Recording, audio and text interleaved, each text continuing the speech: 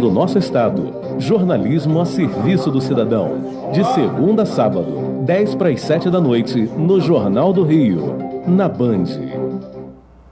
Garotinho é candidato, sim. Fala, garotinho! Foi uma covardia fechar os restaurantes populares, acabar com o cheque cidadão, os Jovens pela Paz e mais de 70 programas sociais. Você pode ter certeza, comigo, os programas sociais vão voltar e o nosso povo vai ser feliz outra vez. 44 é garotinho, o povo é quem diz. O Rio vai voltar a ser feliz. Garotinho, 44. ZYJ 464, Rádio Bandeirantes, Rio, 1360 kHz. A rádio que briga por você. 8 horas no Rio. No ar, Faixa Livre, rádio jornalismo de verdade, a informação de primeira qualidade, a interpretação e os comentários das notícias, entrevistas, o contraditório.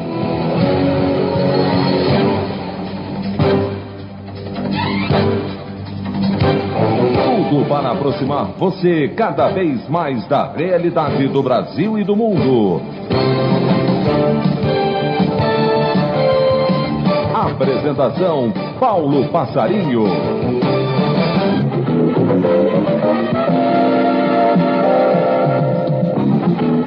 Nova pesquisa Ibope confirma a consolidação de Bolsonaro na liderança das intenções de voto e forte transferência de Lula para Haddad, que se afasta de Ciro e se isola como segundo colocado na corrida presidencial. A LERJ aprova emenda que veta a privatização da SEDAI e na Câmara de Vereadores do Rio, proposta de impeachment de Crivella volta à ordem do dia. O governo chinês reage à guerra comercial de Trump e anuncia taxação de exportações americanas.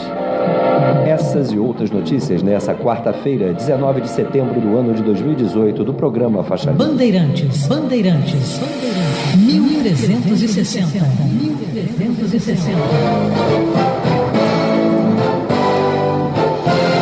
O comentário de Paulo Passarinho.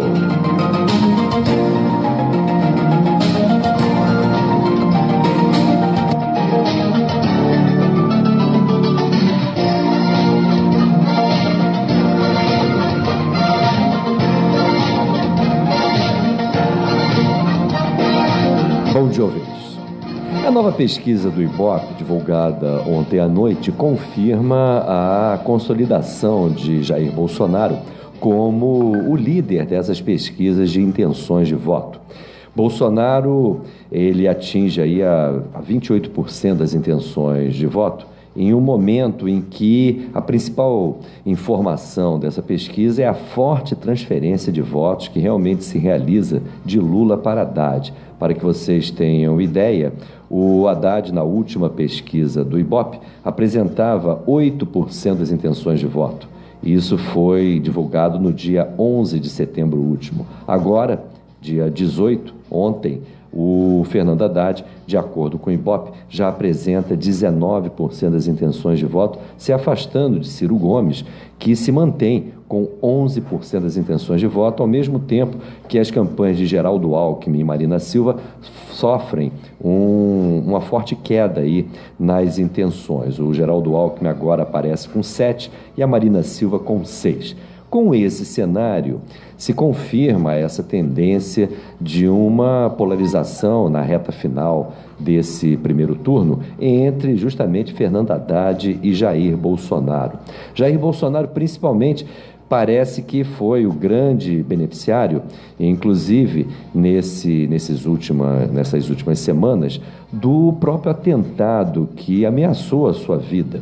Ele, no dia 20 de agosto, tinha 20% das intenções de voto. E agora, praticamente um mês depois, ele apresenta aí essa elevação consistente de 8 pontos percentuais, fechando aí com 28. A grande dúvida é se esse processo de transferência de votos de Lula para Haddad irá de fato, fazer com que o próprio candidato do PT venha a ultrapassar ou encostar aí no Jair Bolsonaro. E tudo isso nos leva a apontar uma fortíssima possibilidade de polarização, não só na reta final da campanha do primeiro turno, mas possivelmente nesse cenário de um segundo turno, onde de um lado teríamos Bolsonaro e de outro lado Fernando Haddad. Tudo pode acontecer, evidentemente. Essa campanha foi marcada aí já por esse atentado ao Jair Bolsonaro, que, cá para nós,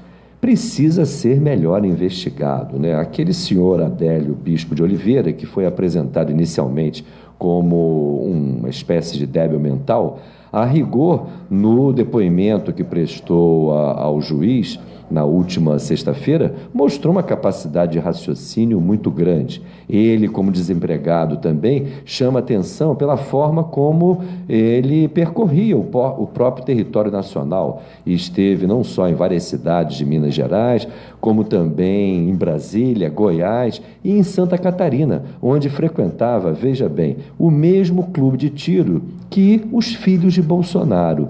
Ao mesmo tempo, imediatamente após o atentado, um atentado que precisa ser esclarecido, afinal de contas, o número de seguranças que faziam esse tipo de trabalho para o candidato Jair Bolsonaro impressiona não só seus seguranças privados, mas uma quantidade formidável de policiais federais. Será que não havia nenhum tipo de esquema, inclusive no meio da multidão, para que esses policiais postados à frente, atrás e ao lado de Bolsonaro não olhassem justamente aqueles que se aproximavam do candidato? Ora, se foi possível filmar de maneira tão nítida o atentado ao candidato, por que não foi possível um desses seguranças interferir e justamente atrapalhar o ataque que foi desferido contra o ex-militar? Todas essas questões mereceriam uma investigação muito forte e, principalmente, a apuração das responsabilidades, das motivações e dos mandantes desse tipo de atentado. Mas nada disso é esclarecido. Aliás, nada é esclarecido pelas tais autoridades de segurança. Basta ver a situação do Rio de Janeiro, que hoje mergulha aí no início dessa manhã em fortíssimos conflitos novamente entre a chamada bandidagem e policiais, forças militares, etc. Ou seja, o tal do bang-bang continua com muito gasto de munição, muito uso de arma e nenhum efeito efetivo contra a violência que afeta a vida de cidadãos que pensam em estudar, pensam em trabalhar, mas se defrontam aí com esse bang-bang nunca esclarecido pelas autoridades, que inclusive passam a ser um vetor a mais de toda essa complicação.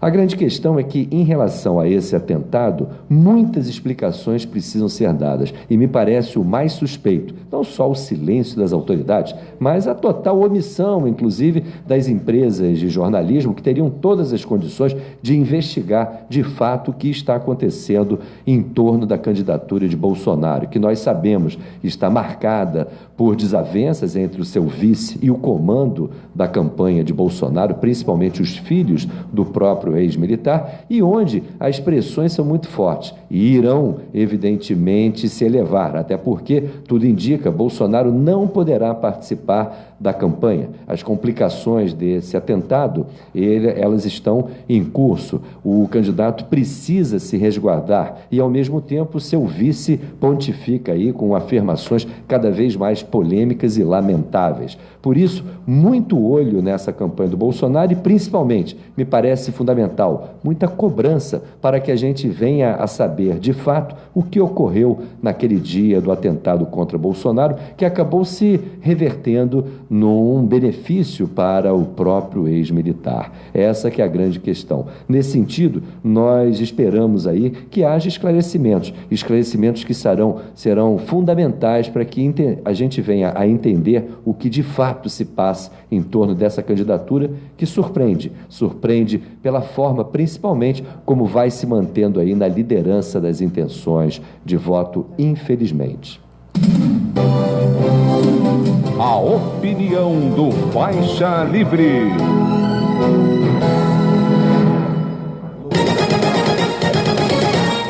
Bandeirantes, 1360.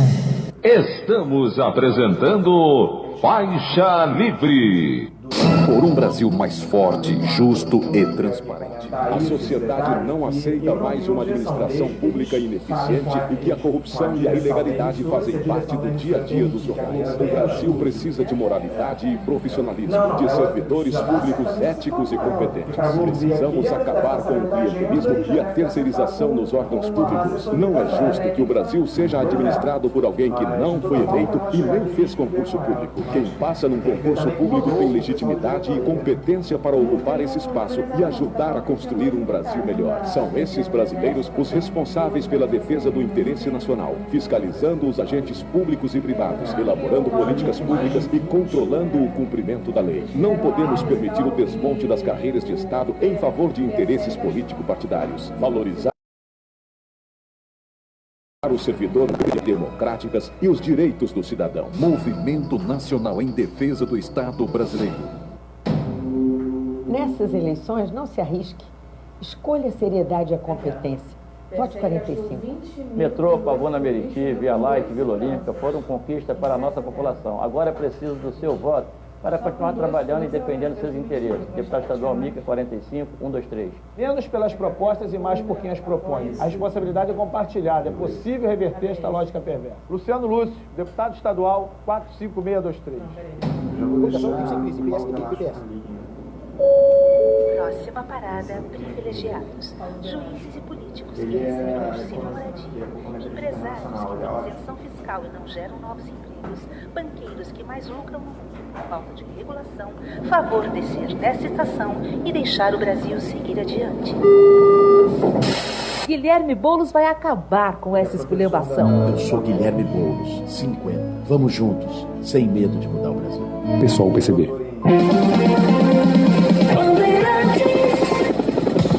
Trânsito. Na Avenida Brasil, em direção ao centro da cidade, vi lentidão na altura de Irajá, também Parada de Lucas, no acesso para dar Washington Luiz, até as proximidades da Penha para quem segue em direção ao centro da cidade. Depois da Penha, melhor o motorista seguir pela pista central, evitando a lateral da Avenida Brasil. É o melhor negócio seguir em direção ao centro, mesmo pela Avenida Brasil, e evitando a linha vermelha. Apesar aí da leve melhora na altura do Galeão, depois de uma perda de tempo na altura de Vigário Geral, Parque das Missões, lá na frente piora as condições entre o Fundão e o Caju. TIM Controle é assim: WhatsApp, Facebook e Instagram ilimitados e 4 GB de internet por apenas R$ 49,99 mensais. Tá com ciúme? Troca de chip e assume. Felipe Macon para a Rádio Bandeirantes, 1360 AM. Meirelles, você só fala de economia. Não, eu falo de combater a pobreza, equipar as polícias, contratar mais médicos e criar 10 milhões de empregos. Agora, se algum candidato diz que consegue fazer tudo isso sem dinheiro e com o governo quebrado, desconfie dele. Mas se você, como eu, acha que a gente precisa arrumar a casa e fazer a economia crescer, em primeiro lugar, aí é só me chamar. Vote Meirelles, presidente 15. Coligação Essa é a Solução, MDB-PHS. Coligação Renovar para Mudar. Fala, Ciro. Pedro Fernandes, governador, vai transformar 500 escolas em tempo integral. Mude. O problema do Estado não é falta de dinheiro, é falta de gestão. É só não roubar, não deixar roubar e administrar bem o dinheiro público, como, por exemplo, eu vou acabar com as gestorias do Detran, que custam mais de 200 milhões de reais por ano. E com esse dinheiro, avançaremos em educação, transformando 500 escolas existentes em escolas de tempo integral para as nossas crianças. Garotinho é candidato, sim. Fala, garotinho! Foi uma covardia fechar os restaurantes populares, acabar com o cheque cidadão, os Jovens pela Paz e mais de 70 programas sociais. Você pode ter certeza, comigo, os programas sociais vão voltar e o nosso povo vai ser feliz outra vez. 44 é garotinho, o povo é quem diz. O Rio vai voltar a ser feliz. Garotinho, 44. Bandeirantes.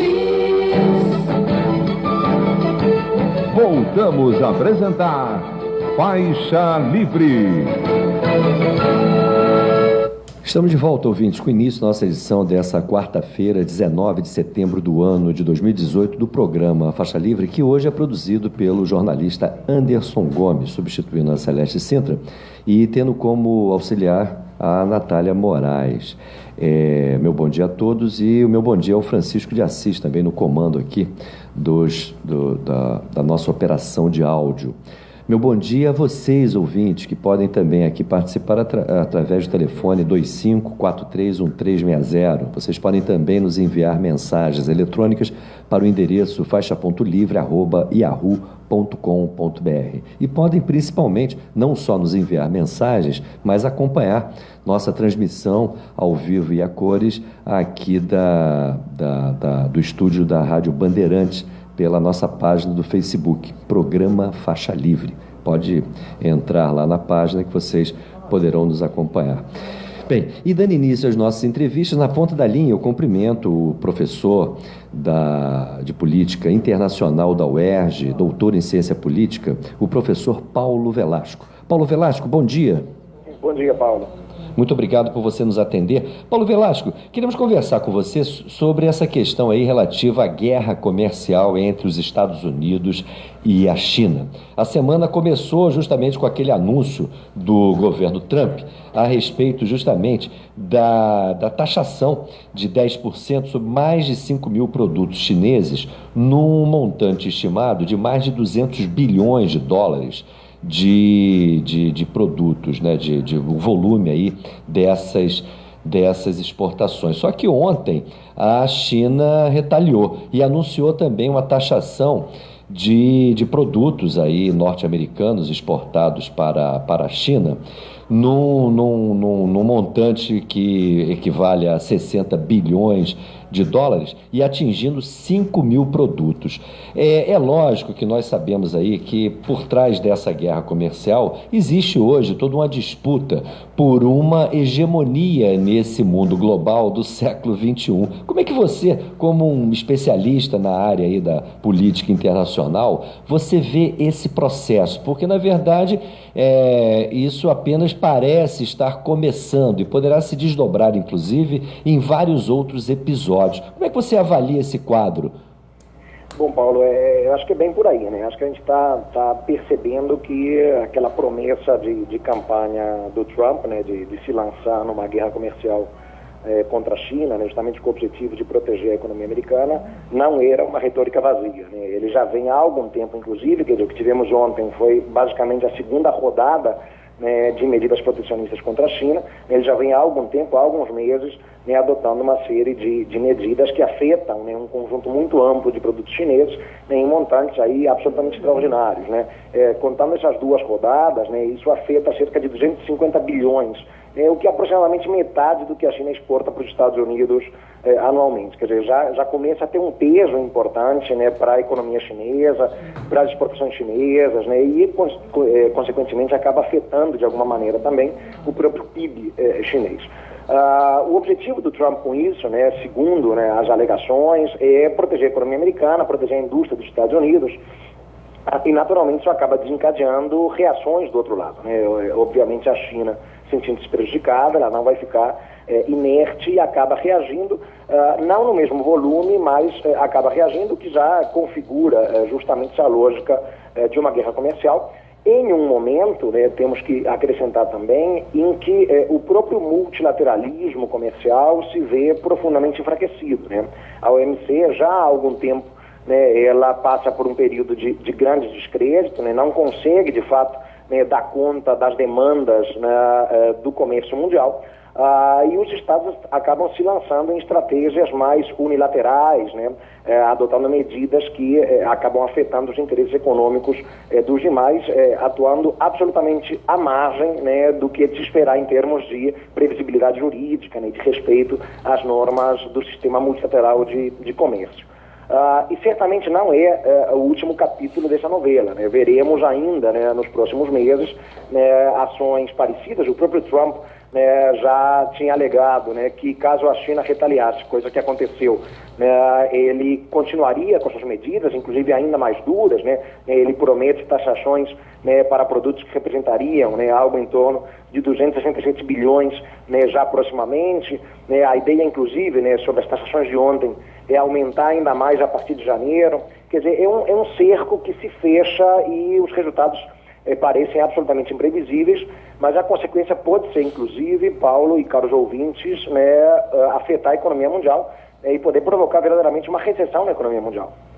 Você aponta esse risco por conta dessas medidas protecionistas virem a ter impacto no ritmo de atividade da economia chinesa? Porque essa parece ser uma variável hoje muito importante, não é?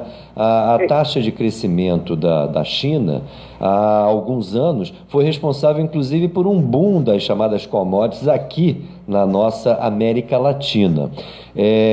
Os países aqui, infelizmente, estão cada vez mais especializados na exportação de determinados produtos que dependem muito dessa demanda chinesa. Você acha que esse tipo de continuidade dessa guerra comercial poderá afetar esse ritmo forte de crescimento dos chineses? Nós estamos falando aí justamente das duas maiores economias mundiais de longe, né? Com uma diferença grande para as demais. Então, na medida em que as duas protagonizam uma guerra comercial, isso acaba afetando não só o ritmo das exportações dos países, mas o ritmo da própria produção desses dois países. Daí justamente termos a possibilidade de ver a economia mundial encolhendo em função dessa guerra comercial. Então, a China, claro, se vê muito diretamente afetada, ela tem nos Estados Unidos um dos seus principais mercados de exportação, e vem sendo justamente ao longo dos últimos meses alvo de uma série de medidas protecionistas, que obviamente diminuem essas exportações e trazem consequências perniciosas para a produção econômica na China, mas os Estados Unidos da América também se veem afetados. Quer dizer, por mais paradoxal que pareça, as medidas adotadas pelo Trump também prejudicam a indústria americana e o ritmo econômico dos Estados Unidos. Embora ele diga que o está fazendo para proteger a economia americana, o que se sabe é que boa parte da indústria norte-americana depende da importação de peças, componentes, de produtos chineses, que agora se veem justamente mais caros por conta das taxações. Isso acaba afetando justamente esses setores industriais da economia americana, que não terão o acesso às mercadorias chinesas ou terão que pagar mais caro por essas mercadorias, prejudicando naturalmente a cadeia produtiva. Então, até os Estados Unidos conseguirem cadeias alternativas à China, isso não é fácil de conseguir, evidentemente, eles se veem prejudicados. Basta vermos, por exemplo, que nas medidas adotadas ontem, alguns componentes foram deixados de fora da taxação, justamente com o objetivo de não prejudicar tanto a indústria americana. Então, por exemplo, relógios, os chamados smartwatches, os relógios inteligentes que a Apple produz, por exemplo, dependem de componentes que vêm da China. Esses componentes foram deixados de fora da taxação. Mas mesmo assim, as exceções são muito pequenas, perto do impacto negativo, pernicioso mesmo, que as medidas têm para a própria indústria americana, que também se verá afetada. Então, as duas maiores economias mundiais, entrando de peito aberto numa guerra comercial, elas se prejudicam naturalmente e acabam afetando o próprio ritmo de crescimento da economia global. E me parece que há um efeito político nisso. Esses setores que acabam sendo taxados pelos chineses, curiosamente, representam aí segmentos de trabalhadores que apostaram em Trump, não é? E na sua proposta de reativação da sua economia. Isso não pode ter reflexos na base política eleitoral do próprio Trump? Pode sim, Claro que temos agora, inclusive, isso já pode ser observado muito proximamente, Paulo, teremos eleições legislativas nos Estados Unidos, para o Congresso norte-americano. E uma preocupação clara do Partido Republicano justamente com o efeito deletério que esse protecionismo pode ter no eleitorado republicano, que é tradicionalmente um eleitorado mais ligado à lógica do livre comércio, diferentemente do eleitorado democrata, que é um eleitorado mais vinculado tradicionalmente, historicamente, à proteção da economia americana. Os republicanos não, eles tradicionalmente seguram essa bandeira do livre comércio, do liberalismo, da própria lógica da globalização. Basta vermos, por exemplo, como o presidente H. Bush, o presidente Bush pai, cunhou a lógica de uma nova ordem mundial, aquele momento do início dos anos 90, pós-Guerra Fria, de uma globalização aprofundada. Então, o Partido Republicano, ele certamente tem a sua imagem manchada né, a partir do momento em que um presidente do partido adota medidas que contrariam a postura tradicional de defesa do livre comércio. Por mais incrível que pareça, e parece que estamos vivendo um mundo de alguma maneira de cabeça para baixo, né, hoje quem defende livre comércio, globalização, né, o próprio sistema multilateral de comércio, OMC, é a China, né, e os Estados Unidos da América se colocam certamente como críticos, né, desses conceitos que eles ajudaram a fundar ao final da Segunda Guerra Mundial. Parece que a China passa a ser a principal defensora do livre comércio, ao passo que os Estados Unidos recuam para uma posição protecionista. Aliás, a gente já observou isso naquele último encontro lá de Davos, né? Chamou atenção a posição dos líderes das duas grandes superpotências. Agora, para finalizar, Paulo Velasco, ontem, se no campo comercial a principal expressão desse conflito aí que temos em curso é essa disputa entre a China e os Estados Unidos, do ponto de vista político, da geopolítica internacional, o que mais chama atenção nesses últimos tempos é a reentrada da Rússia nesse jogo global, inclusive contrariando posições dos Estados Unidos. E ontem nós tivemos aquele episódio onde um avião russo foi derrubado lá na Síria e o governo russo atribuiu esse ataque às forças israelenses. A gente sabe ali que Israel é uma espécie de protetorado norte-americano no Oriente Médio. Como é que você vê essa evolução da crise na Síria, claramente favorável a Assad, a partir justamente da entrada em cena da Rússia, principalmente ali defendendo o governo de Assad e tudo indicando, sendo muito bem sucedido. Como é que você vê esse quadro? Bom, esse quadro ele pode ser atribuído justamente a uma política externa muito mais assertiva, né, adotada pelo governo de Vladimir Putin, né, sobretudo aí na última década, né. Ele conseguiu de alguma maneira, né, trazer uma estabilidade política, né, e até mesmo econômica, né, para uma Rússia que nos anos 90 viveu um período de caos. E ele consegue se lançar, portanto, né, a uma política externa que revela maior musculatura, né, onde ele faz, inclusive, demonstrações de força que ajudam, pelo menos em parte, a recuperar o orgulho russo, né, tão abalado após o fim da Guerra Fria. E o Oriente Médio talvez seja o melhor cenário para verificarmos isso, né, onde vemos uma Rússia que consegue hoje peidar posições americanas, né, no cenário especificamente da Síria, né, esse cenário apocalíptico e caótico desde 2011, né, vemos um protagonismo russo, né, absoluto ali, né, a Rússia tem um papel muito mais importante na Síria do que tem os Estados Unidos da América, né, e a Síria é um aliado tradicional desde a época da velha União Soviética, da década de 70, né, ainda a Síria governada pelo pai do atual presidente Bashar al-Assad. Então, a Rússia tem ali, de fato, um ator, né, importante para a sua geopolítica médio-oriental, enquanto os Estados Unidos da América tem outras posições importantes, né, como a Arábia Saudita, por exemplo, ou Israel mesmo, que você citou. Mas fato é que já começa a se perceber ali uma articulação de forças que é capaz, sim, de ameaçar, né, a tradicional prevalência, né, de Israel e dos Estados Unidos naquela área, né? Então vemos uma articulação, por exemplo, da Síria, né, com o Irã, né, com o Líbano, né, e a Rússia, claro, por trás disso tudo aí, né, ganhando força e presença na região. E ainda podemos colocar como mais uma peça-chave a Turquia, né, a Turquia que teve momentos de tensão, né, também por conta da queda de um avião russo, né, alguns anos atrás, né, hoje em dia vemos aí o governo, né, turco dialogando de maneira mais próxima com a Rússia, o que, claro, acaba significando um dividendo importante para Moscou também. Paulo Velasco, muito obrigado pela sua participação no nosso programa Faixa Livre, lhe agradeço. Aproveito e lhe desejo um bom dia de trabalho, um forte abraço. Muito obrigado, um bom dia para você aí, Paulo, para os nossos ouvintes, é sempre um prazer conversar com vocês.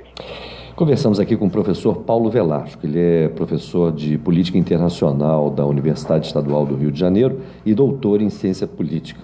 E eu contemplo aqui já as participações dos nossos ouvintes. O Marcos, lá de Niterói, comenta aqui a entrevista do professor, dizendo que o Paulo Velasco faz uma análise do aspecto global da economia, porém, relativa ao legítimo interesse dos Estados Unidos, que buscam o que era melhor para si, porque isso faz parte de uma soberania da nação. No tempo do Obama, diz o Marcos, os Estados Unidos trabalhavam para enriquecer a China. Com Trump, essa história mudou.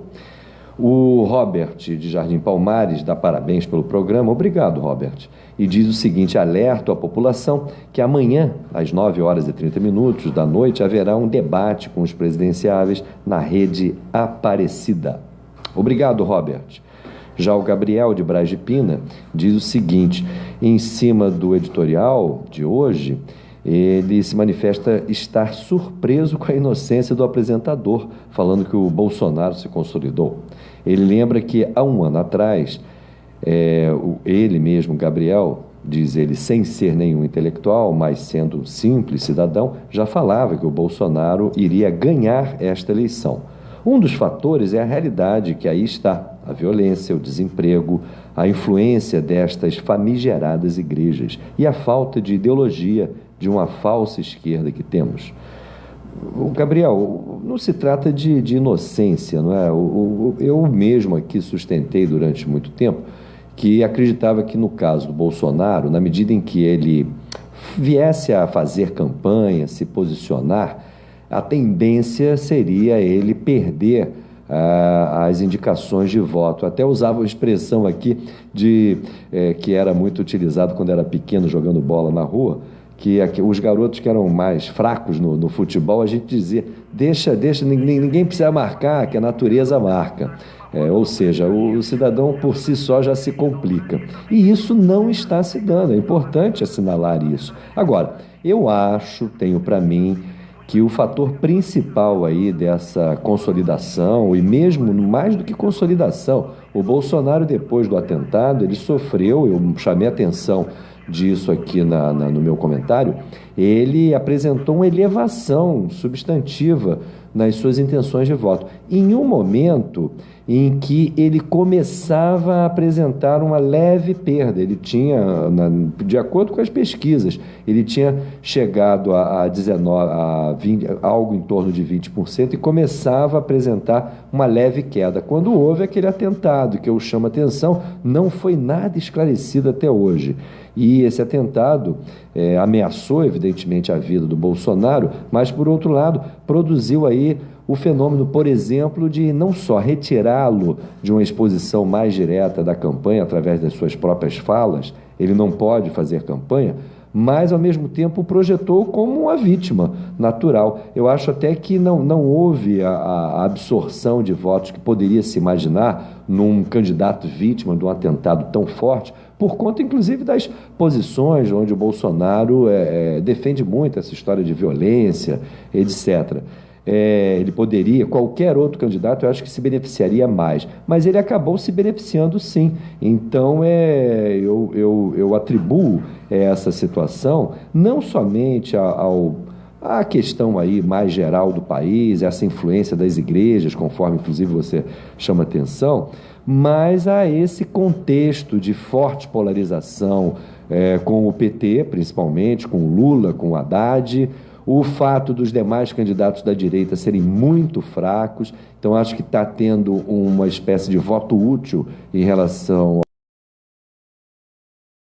ao Bolsonaro, que vem de um eleitorado que estaria anteriormente propenso a votar no Alckmin, ou no Meirelles, ou no Amoedo, ou mesmo na Marina. Então, eu explicaria por aí. Agora, eu tenho dúvida a respeito do que pode acontecer daqui para frente, porque a tendência será uma polarização muito forte entre essas duas candidaturas e o país vai se dividir, ou já está se dividindo. Eu não seria tão categórico em afirmar que ele será o vencedor, como você diz aqui, que aponta mais de um ano, né? Mas aí vamos ver. Não faço nenhum prognóstico e acho que a candidatura do Haddad, ele, com todas as suas ambiguidades, contradições, todo o desgaste aí do PT, ele acabará tendo melhores condições de vencer essa forte polarização por conta justamente das posições mais extremadas do Bolsonaro. Agora, isso a gente vai ter que conferir, né? Bem, vamos a um brevíssimo intervalo, voltaremos em seguida. Cobertura, precisão, jornalismo com responsabilidade. Rede Bandeirantes de Rádio. Estamos apresentando Faixa Livre. Petróleo, eles estão de volta. No Brasil Colônia levaram nosso ouro e agora estão levando nosso petróleo e gás. Voltaram, não para pagar a conta ou pedir desculpas, mas porque agora querem o pré-sal. Portugal com a Petrogal, Espanha com a Repsol, Inglaterra com a BG Group, Holanda e Inglaterra com a Shell. Pelos leilões da ANP, as empresas estrangeiras já detêm metade do nosso petróleo. Reaja, o petróleo tem que ser nosso. Você votará em 2 senadores. Arnoldo de Oliveira, 555. Brasil acima de tudo e Deus acima de tudo.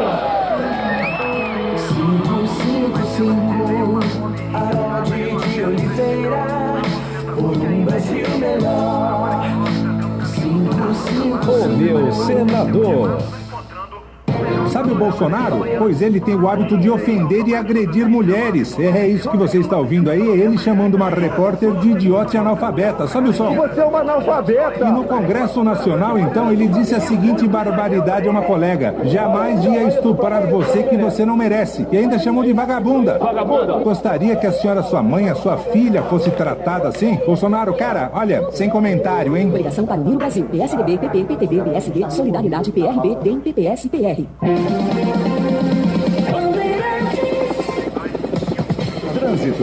Devido à ocorrência policial nesta manhã na Cidade de Deus e também na Grajaú Jacarepaguá, chegando a inclusive interditar a Grajaú Jacarepaguá em ambos os sentidos, noto aí reflexos em vias de Jacarepaguá. Para quem está vindo pela Jeremário Dantas, a lentidão na altura do Pechincha, também observa aí dificuldades pela estrada do Pau Ferro. A rua Cândido Benício, para você que sai da Zona Oeste com destino à Zona Norte da cidade, pode ser uma opção, apesar da movimentação intensa em direção a Campinho.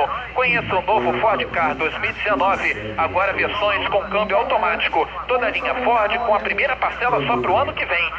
Corra até um distribuidor Ford. Felipe Macon para a Rádio Bandeirantes, 1360M. Coligação Renovar para Mudar. Paulo Ramos, Ética, Experiência e Identidade. Paulo Ramos Federal, 1234. Deputado Federal, agora é Caio Viana, 1203. Sou professora, pedagoga Fabiana Rocha, 1279 e vim para fazer a diferença. Tenho a minha vida pautada por honestidade e coerência. Chico D'Angelo, 1210. Sou médico, fui vereador da capital por 5 mandatos. Agora coloco meu nome à sua disposição para defender o Estado do Rio de Janeiro em Brasília. Deputado Federal, doutor Aloysio Freitas, 1201. O Rio de Janeiro continua lindo. O Rio de Janeiro está falindo, mas ele continua sendo. Os governos devastaram o nosso estado, mas ele resiste. A gente enverga, mas não quebra, e vai dar a volta por cima. Eu tenho fé no Rio e na nossa caminhada.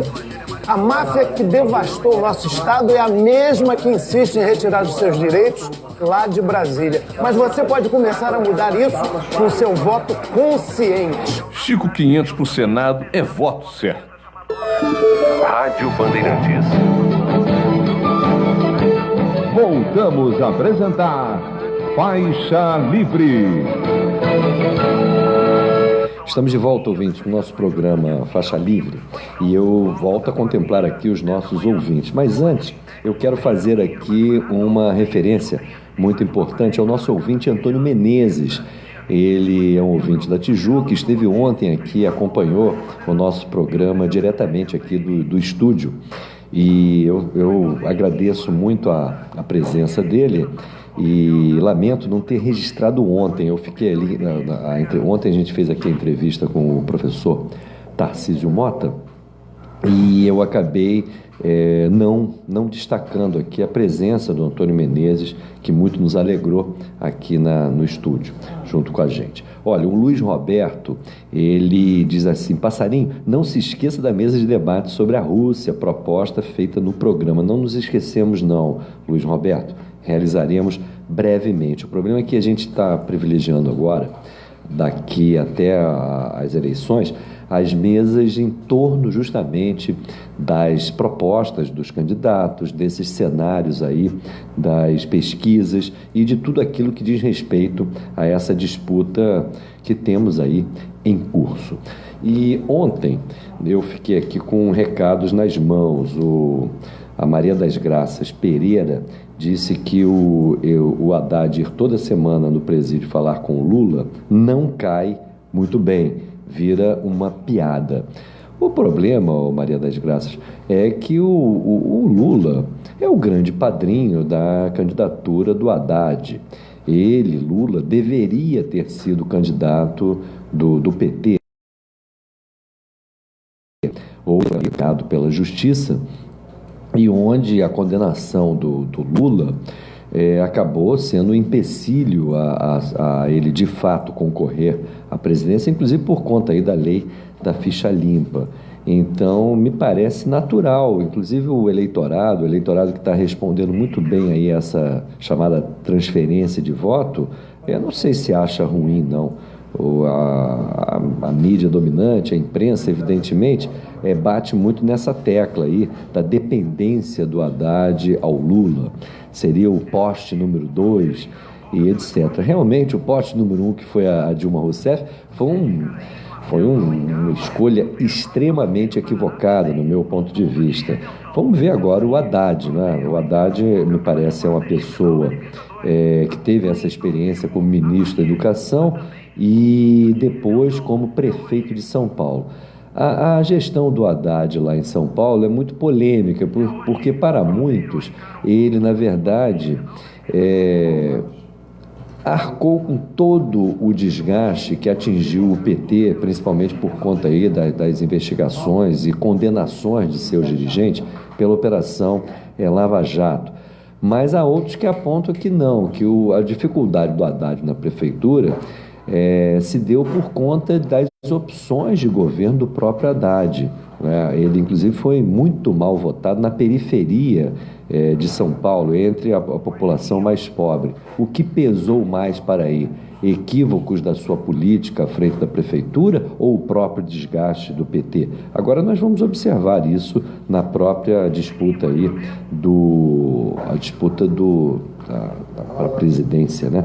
Bem, na ponta da linha eu cumprimento agora o deputado estadual atualmente no PDT, o deputado Paulo Ramos, nosso comentarista histórico aqui no programa. Deputado Paulo Ramos, bom dia.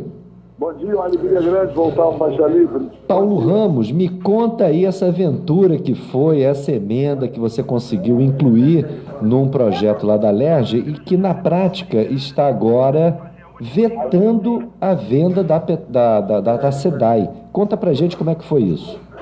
Primeiro, o governo fez um terrorismo. Mandou um projeto para refinanciar dívidas de ICMS. A Assembleia Legislativa incluiu também o IPVA, através de uma emenda do deputado Dica, para ser parcelado em 10 vezes. E como eu tinha, num projeto anterior do governo, substituído as ações da SEDAI como garantia, dando a dívida que a União tem com a SEDAI, porque a SEDAI pagou a União indevidamente durante anos, uma decisão definitiva do Supremo Tribunal Federal, no valor de 3 bilhões e meio. E aí autorizou o governo a substituir as garantias. Eu aproveitei essa iniciativa de refinanciamento para livrar a SEDAI também da dívida e a população do Rio de Janeiro da possibilidade de privatização da SEDAI. A SEDAI foi excluída. Ô Paulo, é muito importante isso que você está falando. Na verdade, você introduziu a substituição das garantias, justamente evocando essa dívida da União com a SEDAI, é isso? Exatamente. Na outra mensagem do governo, eu apresentei uma emenda que substituiu as garantias. E ela foi aprovada, essa emenda? Foi aprovada, está na lei.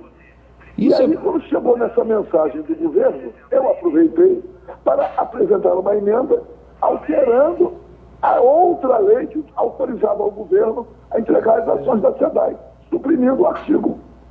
Ou seja, isso que está sendo alegado aí nos jornais, que essa medida coloca em risco, inclusive, todo o plano de recuperação fiscal, porque retira a garantia, não procede, porque a garantia, no fundo, foi substituída.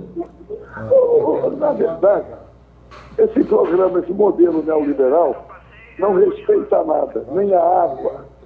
Entendeu? Eu tenho dito que a água ainda é questão de soberania nacional. As nossas fontes de água mineral, quero mandar um abraço para o professor Rui Nogueira, que faz esses levantamentos. As fontes de água mineral já estão controladas pela Nestlé, Coca-Cola, Que Bom, Então eles querem abocanhar a água, que o Brasil tem reservas. O Brasil é o país que tem as maiores reservas do mundo de água potável, quase 20%. Então eles querem abocanhar a água. Agora, a água é questão de saúde também, porra. Quem está desempregado não vai poder pagar a conta d'água, vai morrer de sede. Ora, é uma questão social. Ora, culpam a SEDAI de tudo. Um crescimento urbano desordenado.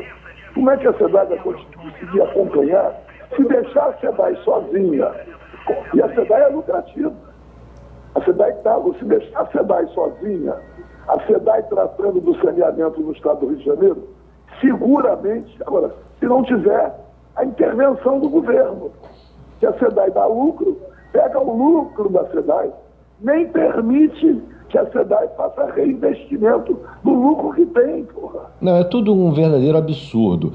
E além dessa questão aí da privatização, que é um absurdo, há o próprio problema da recuperação fiscal, não é? Esse plano é muito maroto e envolvia essa história aí de entregar a SEDAI como garantia. Essa sua informação, que além de ter sido vetada a privatização, há uma outra emenda já aprovada que oferece uma alternativa em termos de garantia, justamente essa dívida da União para com a SEDAI, parece que dá muito mais consistência à aprovação da LERJ, não é?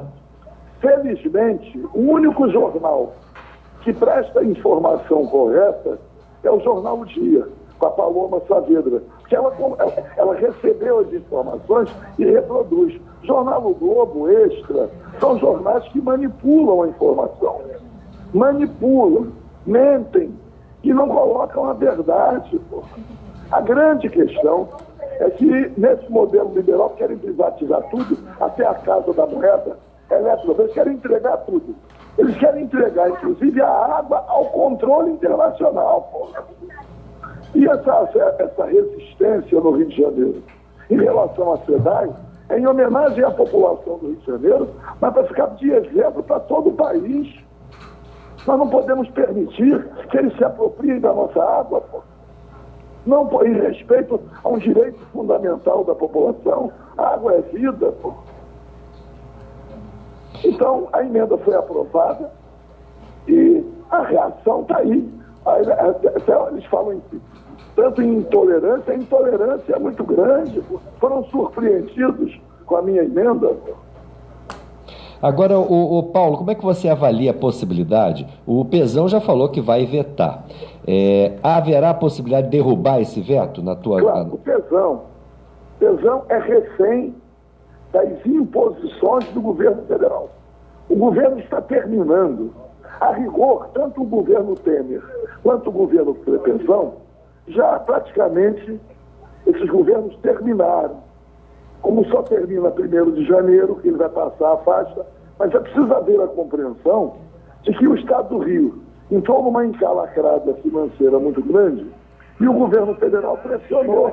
E a pressão principal é a privatização da SEDAI.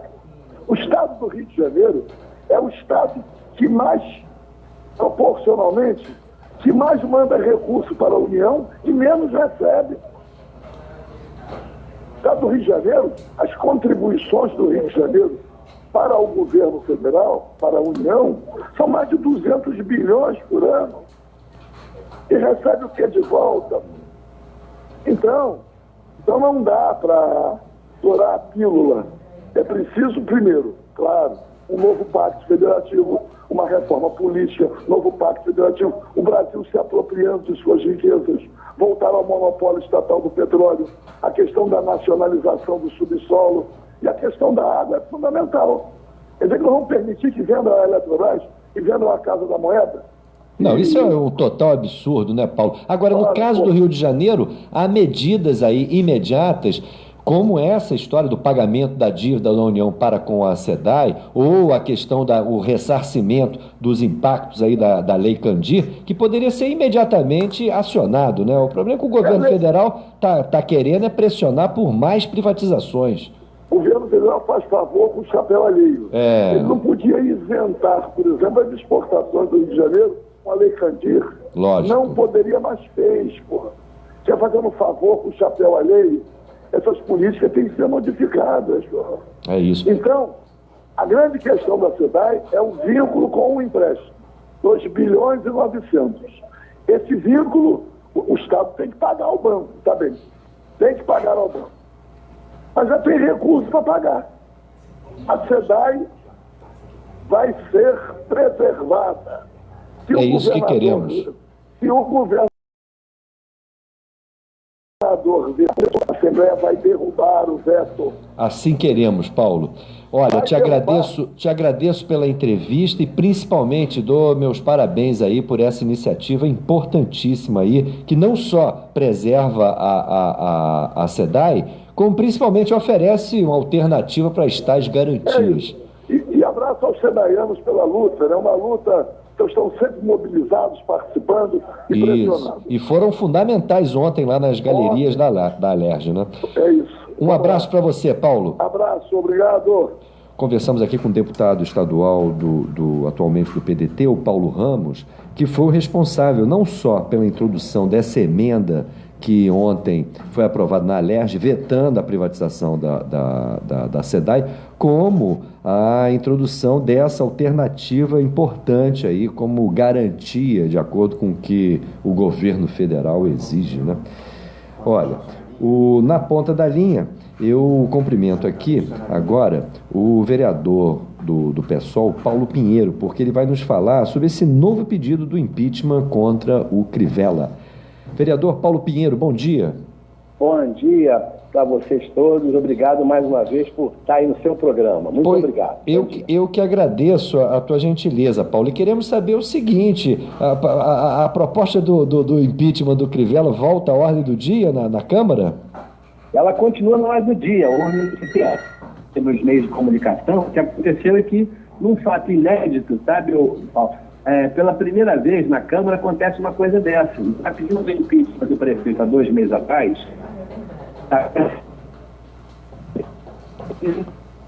Opa, Paulo, oi. Eu não estou te ouvindo, não sei o que está acontecendo. Agora melhorou. Vai me ouvir, que eu estou num lugar, eu estou mudando de posição aqui para melhorar a sua Então agora você pode ficar parado aí onde você está, porque ficou bom. Eu estou te ouvindo bem. Bom. Tá bom. Então, o que eu estava te explicando? Pela primeira vez na Câmara, o pessoal do governo, né? O presidente da Câmara e os outros vereadores da base do governo, eles não querem de jeito nenhum ser fiscalizados. Eles não querem de jeito nenhum o desgaste de ter que votar. Você imagina o que é um vereador de Bangu, de Campo Grande, de Santa Cruz, vereador de Jacarepaguá, e explicar para os seus eleitores que votou a favor do Crivella, não deixando que tirassem ele porque está fazendo um bom governo. Isso é um desgaste brutal. Isso já aconteceu anteriormente, quando houve o primeiro pedido de impeachment. Eles trocaram esse voto, evidentemente, por cargos, foram aqui em Oate, em lugares bons do governo, para poder manter essa votação. Isso aconteceu já na última vez. E agora, o que eles querem fazer? O possível e impossível para impedir que haja a instalação do processo de impeachment. Como é que funciona isso? Nós escolhemos uma pessoa, que é um servidor público estadual, o José Rogério, porque se algum vereador assinasse o pedido de impeachment, tínhamos mais de 15 ou 20 vereadores que poderiam assinar o impeachment, esse vereador não poderia votar. E nós não temos tantos votos assim. Perdemos na última vez, o impeachment não foi aceito por 29 votos contra 16 votos. Então a gente buscou uma pessoa de fora. E, surpreendentemente, demos entrada ontem, protocolamos ontem no pedido de impeachment. Isso. O protocolo foi feito normalmente e, durante a sessão, o presidente surge com uma novidade, que havia problemas no pedido, porque o cidadão, olha, nós fizemos fotografia, protocolamos na mesa diretora, fizemos fotografia, que foi até publicada pela imprensa, dos vereadores entregando o pedido, tem uma fotografia do cidadão que assinou o pedido no gabinete dos vereadores, e o que a gente viu? O presidente diz que, como não é um vereador, como é uma pessoa de fora, há necessidade de sabermos quem é essa pessoa direito, e por isso tem que ter a documentação com firma reconhecida, e é um fato realmente inusitado. Ou seja, nós estamos hoje reconhecendo a firma no cartório, vamos ver se eles aceitam o cartório que nós vamos escolher, e vamos novamente entregar vamos pegar essa documentação para não estarmos fora da lei, como o presidente da casa achou que era. O impeachment, eu não sei se nós vamos conseguir, isso é a primeira parte. Esse é apenas o pedido para que ele seja votada a admissibilidade. Mas, Paulo, o que está por trás disso tudo é que o prefeito Crivella, evidentemente, é uma prefeitura como se fosse com prazo de validade vencido. Não há dúvida, é uma prefeitura. O governo Crivella, eu sempre digo, tem uma doença autoimune, ele mesmo se destrói. E o pedido de impeachment é uma série de fatos que ele se destruiu. Ele se tornou réu pelaquela reunião lá no Palácio da Cidade com os pastores. Ele foi proibido de estar publicamente fazendo campanha eleitoral para qualquer pessoa. Ele foi fazer essa campanha eleitoral, usou os casos da Conlur, pediu a presidente da Conlur. Tem fatos de grande quantidade para que ele não continue no poder, além da sua péssima administração. Mas, de qualquer maneira, sempre é preciso entender que o presidente e os vereadores que querem se manter nessa posição vão defender o prefeito Crivella até um certo ponto. E eles querem uma mudança, que isso é que está por trás de tudo, que a imprensa não teve ainda a oportunidade de explicar. Se hoje o prefeito da cidade for impedido de exercer a sua função, houver um impeachment, a lei orgânica do município prevê que somente haveria eleição indireta nos últimos 6 meses do mandato dele. Sim. Até 3 anos e 8 meses, até 3 anos e 6 meses. Isso. Haveria necessidade de realização de um novo pleito. Fora isso, a eleição é direta. E eles têm horror de eleição direta. Eles têm medo, por exemplo, no último impeachment, tinha um favor que o Freixo fosse candidato e ganhasse uma eleição direta em cima da péssima administração do Crivella. Então eles estão numa manobra, isso a gente está esperando que aconteça hoje, ou amanhã, ou na próxima semana, uma proposta de emenda à Constituição, emenda à lei orgânica do município, para mudar isso, para botar igual como funciona na Assembleia Legislativa. Mas eles teriam quórum para isso? Eles teriam quórum para isso? Tem, né? Para fazer a mudança na Constituição, na lei orgânica? Quórum tem coragem de fazer isso, essa é a nossa dúvida. Né? Quórum eles têm, não sei se vão ter coragem de tamanho golpe aqui dentro do Rio de Janeiro. Eles querem fazer 2 anos. 2 anos a eleição é direta e logo a partir, por que eles querem? Eles estão loucos para a eleição agora do Eduardo Paes. A base do governo Crivella é todo Eduardo Paes, entendeu? Eles estão doidos que o Eduardo Paes venha à próxima eleição. E aí no ano que vem, a partir de março, pronto, estamos liberados, nós vamos escolher um novo prefeito da cidade. Vamos tirar o Crivella, eles mesmos. Vamos tirar o Crivella no ano que vem, não tenho dúvida disso. Mas só que interessa ano que vem, porque aí eles podem fazer através de eleição indireta, são os vereadores que vão votar. Olha, essa manobra então é importante de ser denunciada, hein? Está sendo denunciado. Agora é curioso, você diz que a base há quase um mês preparando essa emenda, mas não tiveram a coragem de apresentar o golpe. Nós já ameaçamos várias vezes pelo microfone, os vereadores do PSOL, vereadores de oposição, ameaçaram que nós não vamos permitir isso, nós não vamos permitir esse golpe absurdo aqui no Rio de Janeiro. Até porque a gente vai ajudar a esclarecer aqui a população e pressionar os vereadores. Paulo Pinheiro, muito obrigado pela tua informação. Obrigado pelo espaço, parabéns como sempre, isso aí é um espaço livre, é o espaço mais livre, ensolarado dessa cidade. Muito obrigado, Paulo. Um forte abraço para você. Um abraço, parabéns para vocês. Conversamos aqui com Paulo Pinheiro, vereador do PSOL do Rio de Janeiro, aqui na Câmara, nos falando aí sobre essa nova tentativa de impeachment em relação ao Crivella. E agora vamos ao novo intervalo. E vou entrevistar aqui a candidata à presidência da República pelo PSTU, a Vera Lúcia. Já voltaremos. Rádio Bandeirantes AM 1360. Estamos apresentando Faixa Livre. A Eletrobras é a maior empresa de energia da América Latina. Ela está presente em todos os estados e produz cerca de 30% da eletricidade consumida no Brasil. Ela tem também um papel social importantíssimo, pois é responsável por fazer chegar luz em mais da metade do país através de suas linhas de transmissão. Aliás, quase 52 milhões de brasileiros que moram em locais distantes só têm eletricidade em suas casas porque a Eletrobras é estatal e pertence ao povo brasileiro. Mas o governo quer privatizar a Eletrobras por um preço irrisório e os principais interessados são os chineses e os franceses. Você acha que eles vão cuidar de toda essa estrutura como se fosse deles? Você sabia que se a Eletrobras não fosse estatal, a sua conta de luz poderia estar muito mais alta? Recentemente, o país enfrentou uma crise por causa da política de preços dos combustíveis. Agora imagina, se o mesmo acontece com a nossa conta de energia. Países como Portugal e Argentina amargaram aumentos de até 700% na conta de luz após a privatização. Não vamos deixar o mesmo acontecer com o Brasil. Por isso, diga não à privatização da Eletrobras e avise ao seu candidato que você também dirá não a ele caso ele vote a favor da privatização. A Eletrobras é do povo brasileiro. No primeiro turno, se você for votar no Meirelles, no Amoedo, Álvaro Dias ou na Marina, você na verdade vai eleger o PT. Isso porque no segundo turno o Bolsonaro perde para o PT. Deu no jornal. Depois, não adianta chorar. Se você não quer que o PT e sua turma votem, só tem uma opção agora. É votar no Geraldo. No dia 7 de outubro. Geraldo Alckmin, 45. Coligação para unir o Brasil. PSDB, PP, PTB, PSD, Solidariedade, PRB, DEM, PPS, PR. Coligação Renovar para Mudar. Meu nome é José Bonifácio e sou candidato ao Senado. Sou economista. Já ocupei vários cargos na administração pública. Brizola e Darcy Ribeiro diziam que sem educação não há desenvolvimento e a violência é fruto da falta de educação. Eu concordo e vou fazer com Pedro e Ciro tudo para melhorar o nosso estado. Bonifácio senador, 1, 2, 3, Ciro presidente, 12.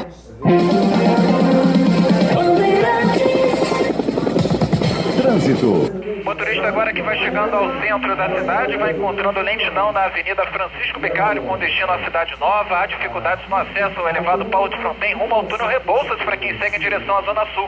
Mais cedo observei uma Kombi enguiçada ali no acesso, prejudicando a movimentação que ainda é difícil. Agora quem opta pelo caminho do túnel Santa Bárbara, pelo elevado 31 de março, vai encontrando o melhor panorama nesta manhã. Corolla XEI automático 2019 por R$ 99.990 à vista, ou no ciclo Toyota com recompra garantida. Consulte condições. Felipe Macom para a Rádio Bandeirantes, 1360 AM. Miro Teixeira, senador, 188. Olá, você vai votar 2 vezes para senador. E eu lhe peço, e meu número é 188. Em minha carreira, recebi mais de 2 milhões de votos e nunca decepcionei o povo. Na luta contra a impunidade, eu trouxe para as leis brasileiras a colaboração premiada, que botou na cadeia corruptos do Rio de Janeiro. No Senado, a luta vai continuar. Miro Teixeira, senador, 188. Democratas. Adolfo Conder, deputado estadual, 25678. É pra mudar, é pra fazer. Honestidade na Alerj. Não vote em branco, vote no blanco. 25005. Professor Renato. Eu sou o candidato do futuro dos seus filhos e netos, 25567. Vote Márcia Giovanni, 25555. Olá, sou eu, Cris Lopes, da Ilha do Governador, 25.000. Vem ser feliz. Lutando pela terceira idade. Estadual é Bruno Brandão, 25021. Rede Bandeirantes de Rádio. Voltamos a apresentar Faixa Livre. Estamos de volta, ouvintes, com o nosso programa Faixa Livre. Já estamos aqui com a candidata do PSTU, a Vera Lúcia, a quem eu dou meu bom dia. Vera Lúcia, muito obrigado pela sua presença aqui no estúdio da Bandeirantes, no nosso programa Faixa Livre. Agradeço a tua participação aqui e vamos conversar aqui longamente a respeito dessa sua candidatura e principalmente dessa esperança de a gente mudar para valer o Brasil. Você é uma das poucas candidaturas, claramente, que aponta necessidade mais do que uma revolução, uma rebelião, conforme eu vejo aqui na tua propaganda. Mas antes de entrar propriamente na nossa discussão política, eu queria que você falasse um pouco de você. Você não é uma candidata muito conhecida e é uma oportunidade que a gente tem de te conhecer melhor, não somente politicamente, mas pessoalmente. Fala um pouco da Vera Lúcia pra gente. Bom dia, Paulo. Eu já tinha ouvido falar de você. Bom dia à sua produção. Bom dia pela oportunidade de vir aqui apresentar e falar um pouco de nós e também porque eu sou nacionalmente uma ilustre desconhecida apresentar-me. Olha só, eu nasci no sertão de Pernambuco. num município chamado Inajá. Na verdade, nem nasci no município, eu nasci num povoado que é chamado Cercadinho, que ninguém jamais imaginaria que alguém saísse de lá e viesse para qualquer canto aqui. Mas nós tivemos que sair de lá, meus pais saíram de lá quando nós ainda éramos crianças, porque, para além da seca do sertão, para pobre, que não dá para conviver com ela, porque a seca no sertão tem água, mas só para quem tem dinheiro, lá no lugar onde eu nasci, no povoado, não tinha escola. Então nós passamos por Paulo Afonso e, na verdade, eu fui criada em Aracaju. E em Aracaju eu cheguei desde menina e lá cresci, estudei, trabalho. Tive minhas filhas, neta... Neta? Você já tem? Eu tenho uma neta de 17 anos. Você começou cedo, hein? E minha filha também. E a turma não perde tempo, então. Não perdeu tempo. A minha neta é mais ajuizada, segundo ela, não vai fazer a mesma coisa, espero que não. Mas também, se vier, está bem-vindo. E tenho lá meu companheiro, vivo lá, trabalho lá, trabalhando na fábrica como sapateira. Eu sou costureira de sapatos e foi aí que eu iniciei minha militância ainda na década de 80, finalzinho da década de 80, no finalzinho do ascenso que começa aqui no Brasil no final das décadas de 70, 80, finalzinho aí da ditadura militar. E foi na fábrica que eu comecei a ter contato com o movimento sindical, com o partido também. Estou no PSTU, nessa organização, desde 1992. Então, nacionalmente eu sou desconhecida, mas lá em Sergipe o povo me conhece bem. E a tua trajetória em Sergipe, ela teve início na fábrica de sapatos? Na fábrica de calçados, exatamente. E lá atuei tanto no Sindicato dos Coreiros e Sapateiros, como depois da unificação com o Sindicato da Confecção e Têxtil. Nós dirigimos também o Sindicato dos Têxteis e Confecção em Sergipe, que na verdade era um sindicato do ramo do vestuário. E depois, obviamente, fui demitida, né? Durante um tempo, trabalhei no Sindicato dos Petroleiros de Sergipe e Alagoas. Combativo Sindicato dos Petroleiros de Alagoas. Muito combativo. Responsável, inclusive, por boa parte das ações que hoje questionam essa criminosa venda de ativos da Petrobras. Exatamente. E para além das ações da venda de ativos, todas as lutas que essa categoria bravamente tem travado ao longo de décadas pela preservação da Petrobras como uma empresa estatal. Tem lutado bravamente, é uma categoria com a qual eu tenho muito orgulho de lutar ao lado dela há 30 anos. E você continua como funcionária do sindicato? Não, eu já saí do sindicato há um bom tempo. Eu hoje trabalho no Instituto de Pesquisa Socioeconômica, que é o ILAESE, que é o Instituto Latino-Americano de Estudos Socioeconômicos. E aí a gente presta serviço para os sindicatos, movimento popular.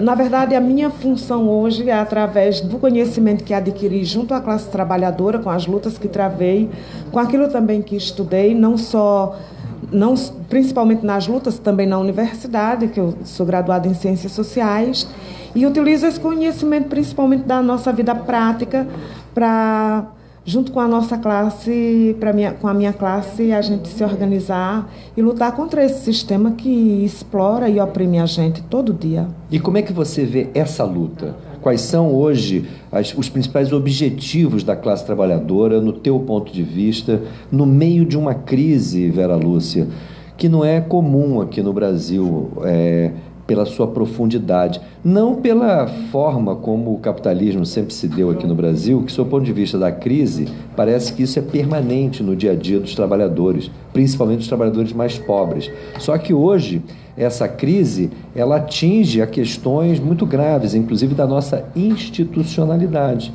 que é muito frágil e cada vez mais ameaçada pelos interesses dos capitalistas. Como é que você vê a luta dos trabalhadores, então, nesse contexto? Então, olha só, nós temos...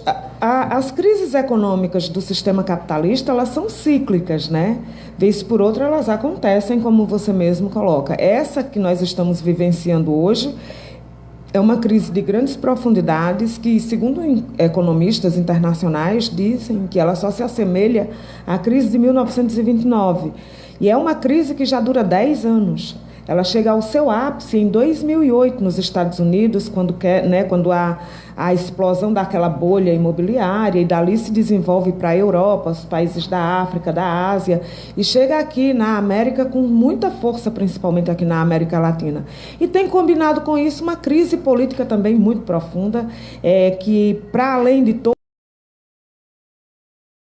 a exploração em todos os setores, em todas as estruturas do Estado, que vai desde o Executivo, o Legislativo, passa pelo Judiciário, passa pela Polícia, e um nível de violência muito grande. Qual o reflexo dessas crises na classe trabalhadora?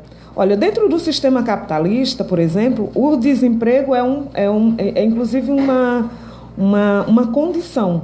Né? Nunca se teve no sistema capitalista emprego pleno. O desemprego é parte do funcionamento do sistema capitalista. Ele se agrava principalmente nos momentos de crise. E hoje, no Brasil, para além do desemprego, tem o caos que é dos serviços públicos, que se combina, né, com isso e que para além do desemprego, do caos do serviço público, essa violência constante com a nossa classe, que ela se apresenta de várias formas. Por exemplo, sempre se fala da violência do ponto de vista dos assassinatos, dos roubos, do encarceramento, das torturas, mas não se fala da violência da fome. E a pior coisa do mundo que alguém pode sentir, não há nada mais violento do que você acordar e não ter o que comer. E aqui no Brasil, hoje, cerca de 16 milhões de pessoas levam essa vida. Sabe o que é você ter que garimpar num lanchão para comer? Imagino. É terrível. Por exemplo, a outra coisa é que numa sociedade como a nossa, a sociedade capitalista, você depende do emprego para sobreviver. Quando você desemprega um homem e uma mulher, um pai e uma mãe de família, você está condenando à morte, porque tudo aqui é comprado, tudo é vendido.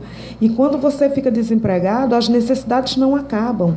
A sua necessidade de comer permanece, de vestir permanece, de morar, de água, de energia, de gás, que é um dos mais caros, que é caríssimo, do transporte. Então, ficam só as necessidades e você não tem como suprir.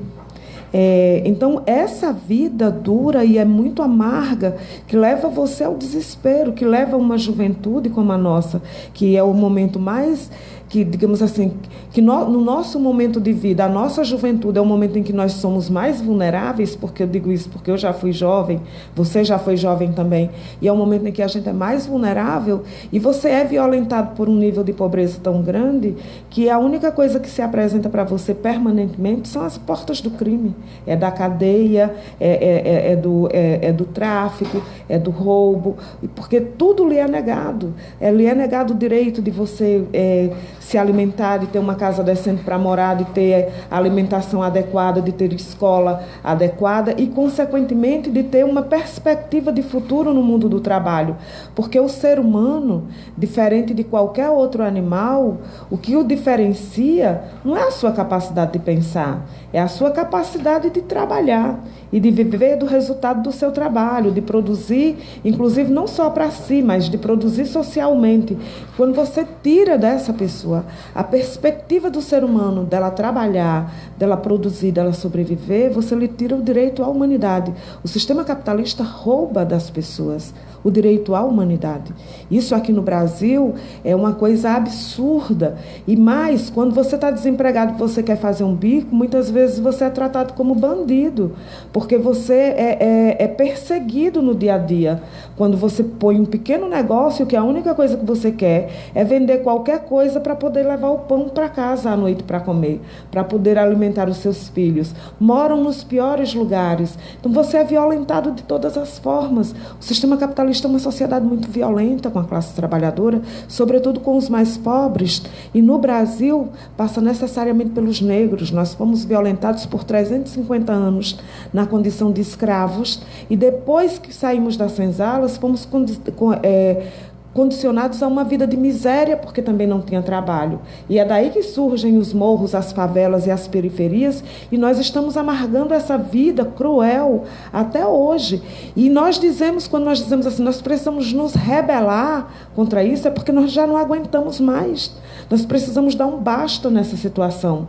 E isso não se dá nos marcos do sistema capitalista, porque é da natureza do sistema capitalista produzir e concentrar riqueza por um lado e espalhar a miséria por outro. Porque numa crise como essa, não é verdade que todo mundo tem prejuízos. A maioria tem prejuízos, sobretudo a classe trabalhadora e os mais pobres. Mas tem um punhado de gente muito rica, que está ficando muito rica com a crise. Aliás, dizem que durante a crise eles ganham mais dinheiro ainda. Mais dinheiro ainda, ficam muito ricos, bilionários, trilionários, que a gente nem sabe quantificar, a gente não tem noção do volume de riqueza que seja isso. E tudo isso é produto do trabalho que se dá de forma cada vez mais explorada e, sobretudo, oprimidos nos períodos de crise. Então, o sistema capitalista ele é danoso para os seres humanos e ele é danoso para a natureza.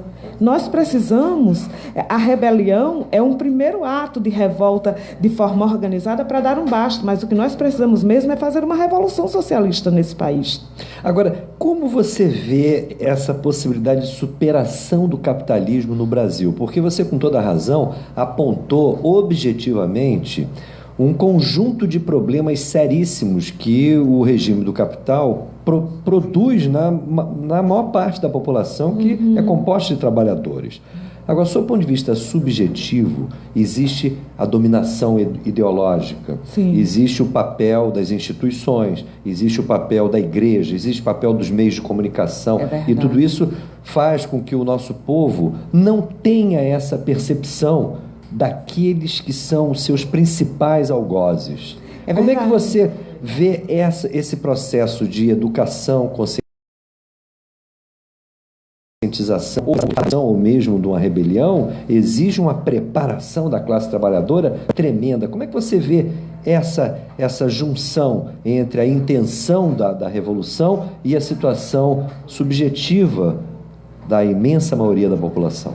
Olha só, é fato que existem todas essas instituições e todas elas estão voltadas para dominar o pensamento e as ideias da pessoa e conseguir mantê-la, acalmar e tal. E quando isso não funciona, vem a porrada, vem a bala, mata, processa, tem tudo isso também, né? São as duas coisas combinadas.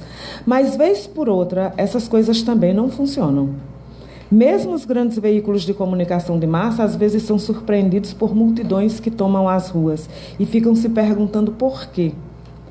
E nunca se procuram saber, por exemplo, o que levou aquelas pessoas, mesmo com toda a ideologia dominante, ela chega um momento que ela explode, né? Com a sua fé, com a sua negação, porque as necessidades se impõem, entendeu?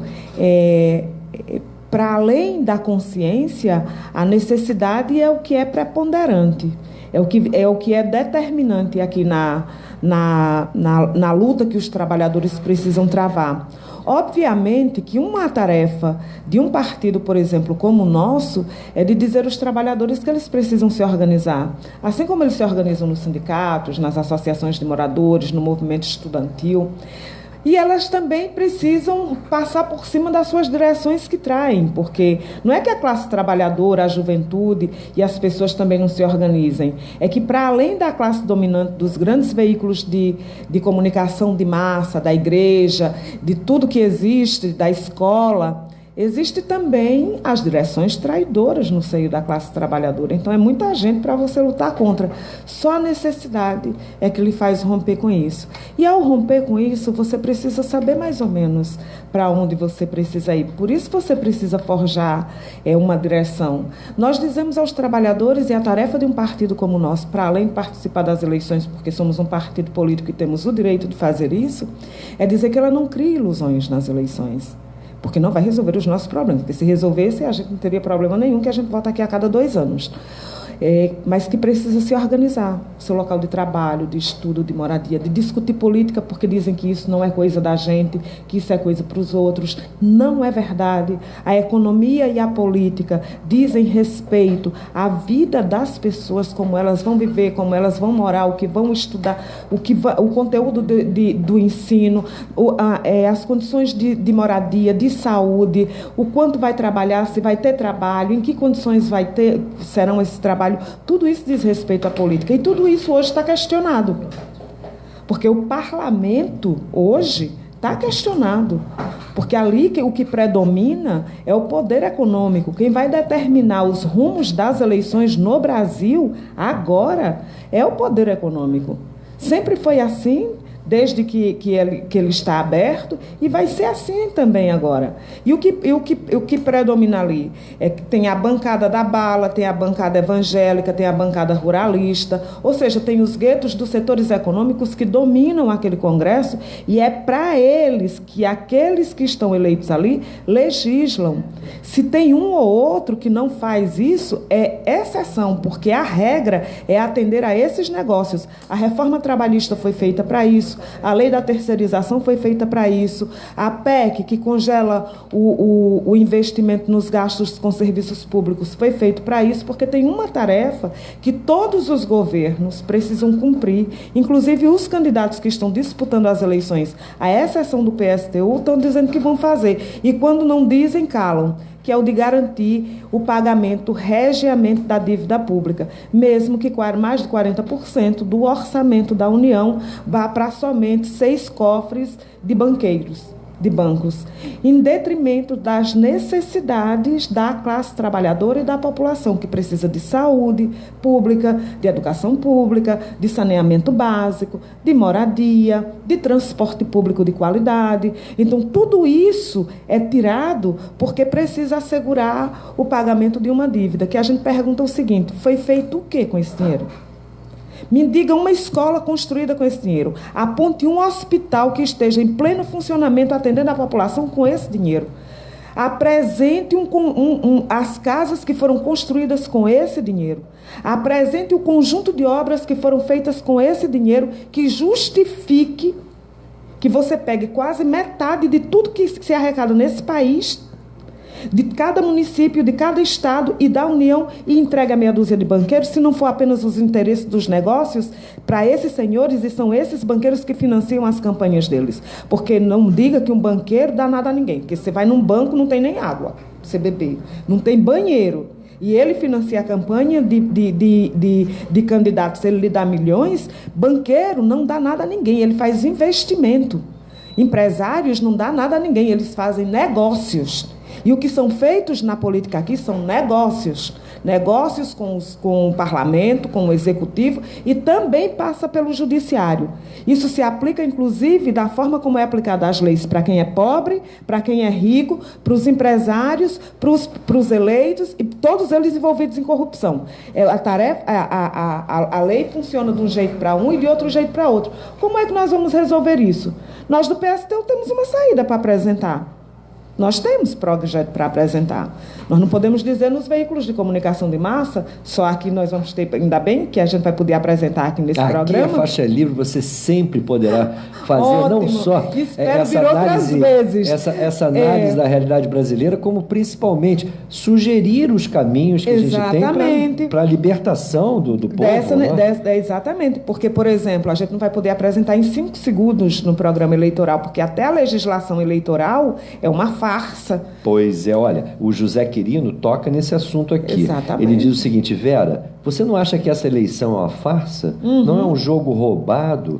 Porque o poder econômico sempre faz maioria no parlamento. O PSTU não deveria concentrar sua campanha na classe trabalhadora? A gente concentra na classe trabalhadora. Agora você veja, até para a gente chegar lá, primeiro que é muito difícil, porque, olha, eu vou estar contando, a gente não tem dinheiro não, a gente é pobre, a gente trabalha. Mas isso não mostra uma dificuldade muito grande, inclusive por conta, um dos aspectos que você levantou é o problema das direções que nós hoje temos. Exatamente, no meio da própria classe trabalhadora. Então eu te coloco o seguinte: independentemente dos objetivos serem corretos, o objetivo da Revolução Socialista, por exemplo, Como se constrói isso? Porque tem uma distância muito grande hoje.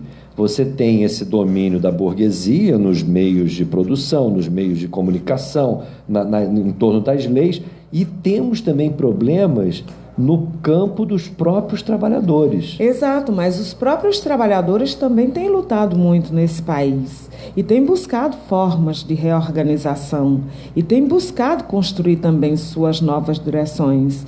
Nesse processo têm surgido direções novas e lutas novas com métodos e enfrentamento contra isso. Por exemplo, a greve geral de abril do ano passado. Quem esperava uma greve daquela? Quando a gente dizia que os trabalhadores precisavam fazer uma greve, tinha gente que dizia que a gente era lunático. E o Ocupa Brasília, que foi mais forte ainda. Então, só que logo depois do Ocupa Brasília, parece que teve um acordo nos bastidores das centrais sindicais.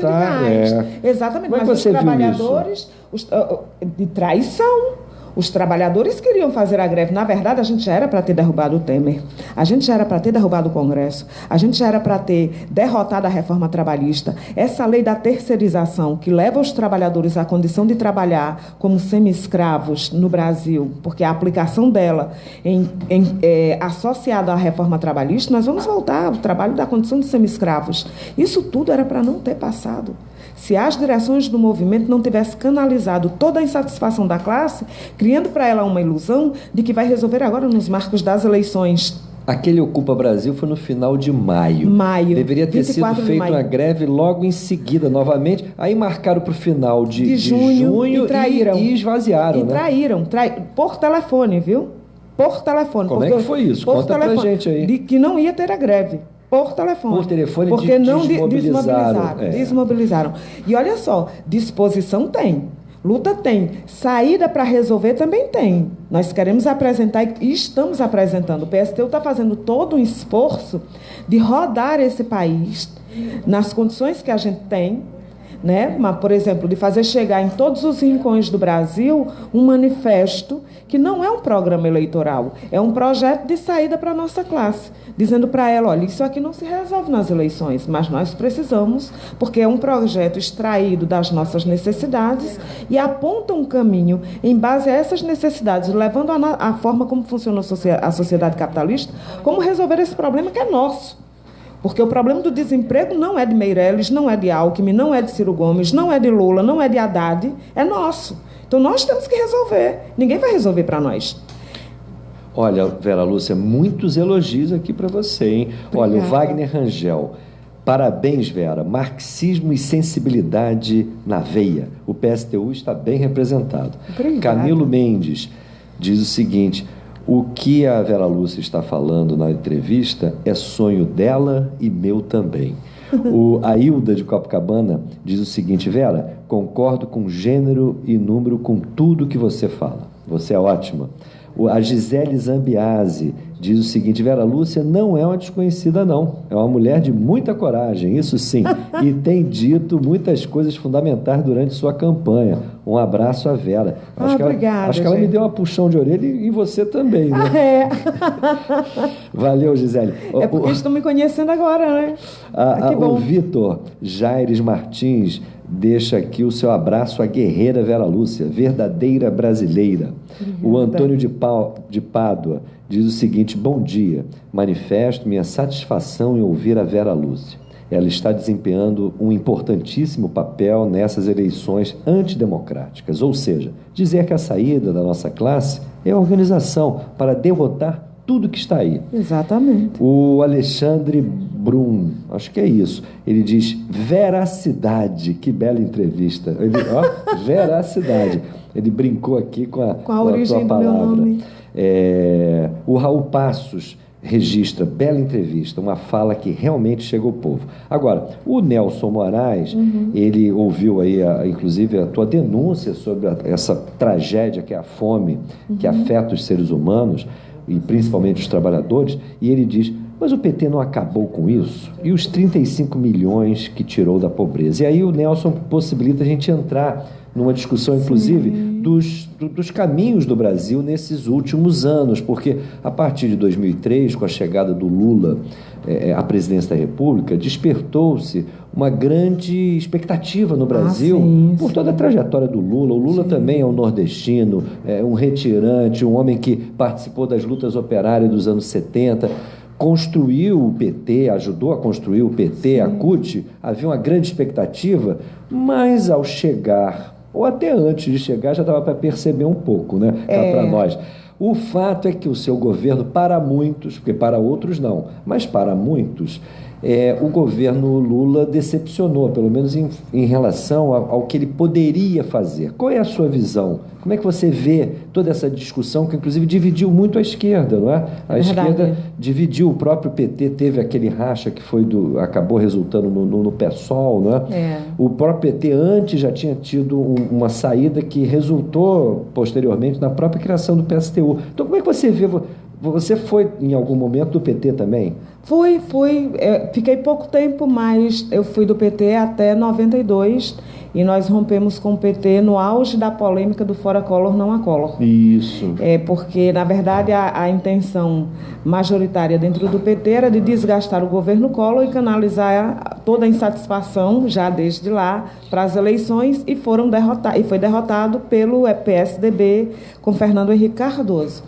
Bom, e aí tiveram 2 governos. O PT e Lula, de fato, foi construído no seio da classe trabalhadora, tinha todas as ilusões da classe trabalhadora, deseducou a classe trabalhadora, porque ao dizer que ela precisava se organizar e lutar, canalizou toda a sua insatisfação para o campo da eleição e dizia que bastava eleger e ter maioria no Congresso Nacional que se poderia resolver os problemas da nossa classe. Isso se traduziu numa mentira e, em nome das eleições, ao longo do tempo, o PT foi rebaixando o seu programa, fazendo alianças com setores da burguesia, do empresariado, nacional e internacional, com os banqueiros, com os latifundiários, e foi financiado por eles.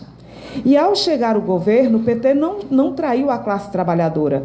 Quando chegou no governo, o PT traiu a classe trabalhadora para chegar ao governo. Lula, quando chegou à presidência da República, não chegou com os operários da indústria têxtil, chegou com o seu patrão, que era José de Alencar.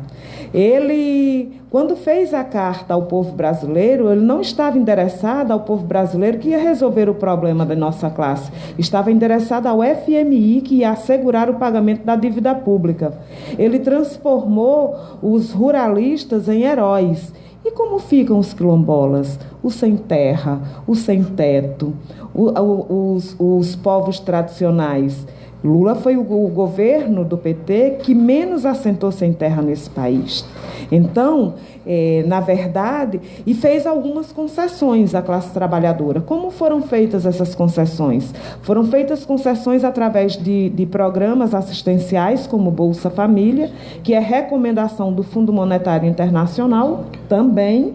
Isso não é trazer dignidade, isso é congelamento de miséria, porque não diga que uma pessoa pode viver e sobreviver dignamente recebendo 200, 300, 400 reais. Mas emergencialmente, você não acha importante? Emergencialmente, você mata a sua fome durante um mês com 400 reais? Não. Aí você nos remete ao valor desse dito programa de transferência. Exatamente, do valor de transferência, porque mas de isso corresponde maneira, à condição de vida. Gerou uma satisfação momentânea, gerou uma sensação de satisfação, que isso foi gerado principalmente através da liberação do crédito, do confisco, inclusive dos salários, através dos empréstimos consignados. E quem lucrou mesmo com esse negócio foram os bancos. E aí ele dizia mesmo que banqueiro nunca tinha lucrado e não podia reclamar do seu governo, porque nunca tinha na história desse país lucrado como antes. Porque, para além dos salários de aposentados, daqueles que estavam trabalhando, a linha de crédito que foi aberta ajudou, por exemplo, a acelerar e aquecer a indústria, principalmente de linha branca, o comércio e o endividamento das pessoas. Porque quem não pagou, o seu nome foi sujo, está no Serasa, está no SPC, inclusive hoje para arrumar emprego, se você tiver com o nome sujo, tem muita dificuldade. E a maioria das pessoas pagaram as suas dívidas. Não é que todo mundo não pagou, as pessoas pagaram as dívidas. Quem ganhou mesmo foram os banqueiros, os grandes empresários, e os trabalhadores tiveram momentaneamente uma satisfação, uma sensação de satisfação, porque você ter uma máquina de lavar é muito importante mesmo para uma dona de casa, você ter um fogão, você ter um micro-ondas, uma geladeira, você poder entrar numa loja e comprar alguma coisa que as pessoas nem sempre tinham, de ir ao shopping que ele mandou, porque disse que era só uma marolinha à crise, que as pessoas desligassem a televisão e fossem ao shopping. Olha as consequências disso agora. Olha as consequências desse governo agora. E, para além de tudo isso, ainda chafurdou. Aqui era mensalão para tudo quanto era partido de base aliada. Agora, os escândalos, inclusive, que são assim, abertamente declarados, que foi primeiro o escândalo do mensalão, depois a Lava Jato, depois é tanta operação, que aí vai pegando o PT, boa parte da sua direção, dos seus principais quadros dirigentes, respondem a processos, estão presos, inclusive o seu principal dirigente, a pessoa mais expressiva desse partido, que inclusive foi presidente por 2 mandatos, está na cadeia. E tudo isso porque governou e se envolveu em corrupção com todos aqueles que sempre foram corruptos e corruptores, porque a Odebrecht sempre corrompeu aqui nesse país. Ficou bilionária, corrompendo, e segundo o próprio pai de Marcelo Odebrecht, tanto foi assim o pai dele, ele e o filho dele. A diferença entre Marcelo Odebrecht, o pai e o avô, é que ele montou toda uma empresa só para cuidar de propina. Ou seja, ele profissionalizou o negócio da roubalheira, mas foi assim com a Odebrecht, com a AOS, Camargo Correia, JBS, e ainda não entraram os esquemas dos bancos, porque esse negócio aí é pesado. E com tudo isso, quem foi que ganhou? Quem perdeu? Por exemplo, o complexo aqui, o Comperge, nos escândalos de corrupção, quem perdeu? Os trabalhadores. Quem ganhou? Os empresários. Quem ganhou? Os corruptos. Com quem é que nós precisamos acabar? Com corruptos e corruptores. Todo mundo na cadeia com fiscos de bens. Vera Lúcia, eu vou ter que fazer um brevíssimo intervalo. Eu sou obrigado a fazer aqui uma interrupção para o nosso intervalo regulamentar, mas é rapidinho, a gente vai e volta, tá? Dentro de instantes a gente volta. Tá, joia. Band AM 1360, a rádio que fala por você. Estamos apresentando Faixa Livre. Você, ouvinte do programa Faixa Livre, pode ajudar a mantê-lo no ar. Faça a sua contribuição diretamente na conta do Banco do Brasil, agência 0183, dígito X, conta corrente número 142426, dígito 2. Esta conta encontra-se em nome da Associação de Engenheiros da Petrobras, a EPET, uma das nossas entidades patrocinadoras, mas seus recursos são exclusivamente utilizados para a manutenção do nosso programa. No primeiro turno, se você for votar no Meirelles, no Amoedo, Álvaro Dias ou na Marina, você na verdade vai eleger o PT. Isso porque no segundo turno o Bolsonaro perde para o PT. Deu no jornal. Depois, não adianta chorar. Se você não quer que o PT e sua turma votem, só tem uma opção agora. É votar no Geraldo. No dia 7 de outubro. Geraldo Alckmin, 45. Coligação para unir o Brasil. PSDB, PP, PTB, PSD, Solidariedade, PRB, DEM, PPS, PR. Coligação, a força que vem do povo. Romário é 19, é 19. O programa Segurança Presente vai ser ampliado. É um policiamento ostensivo em parceria com prefeituras e iniciativa privada. Mas hoje só existe em algumas áreas do estado, capital e Niterói. Vamos virar esse jogo, levar esse programa para todo o estado. Vou trabalhar em conjunto para combater a violência do Rio de Janeiro. É isso que o povo quer. É isso que eu vou fazer. Romário é 19.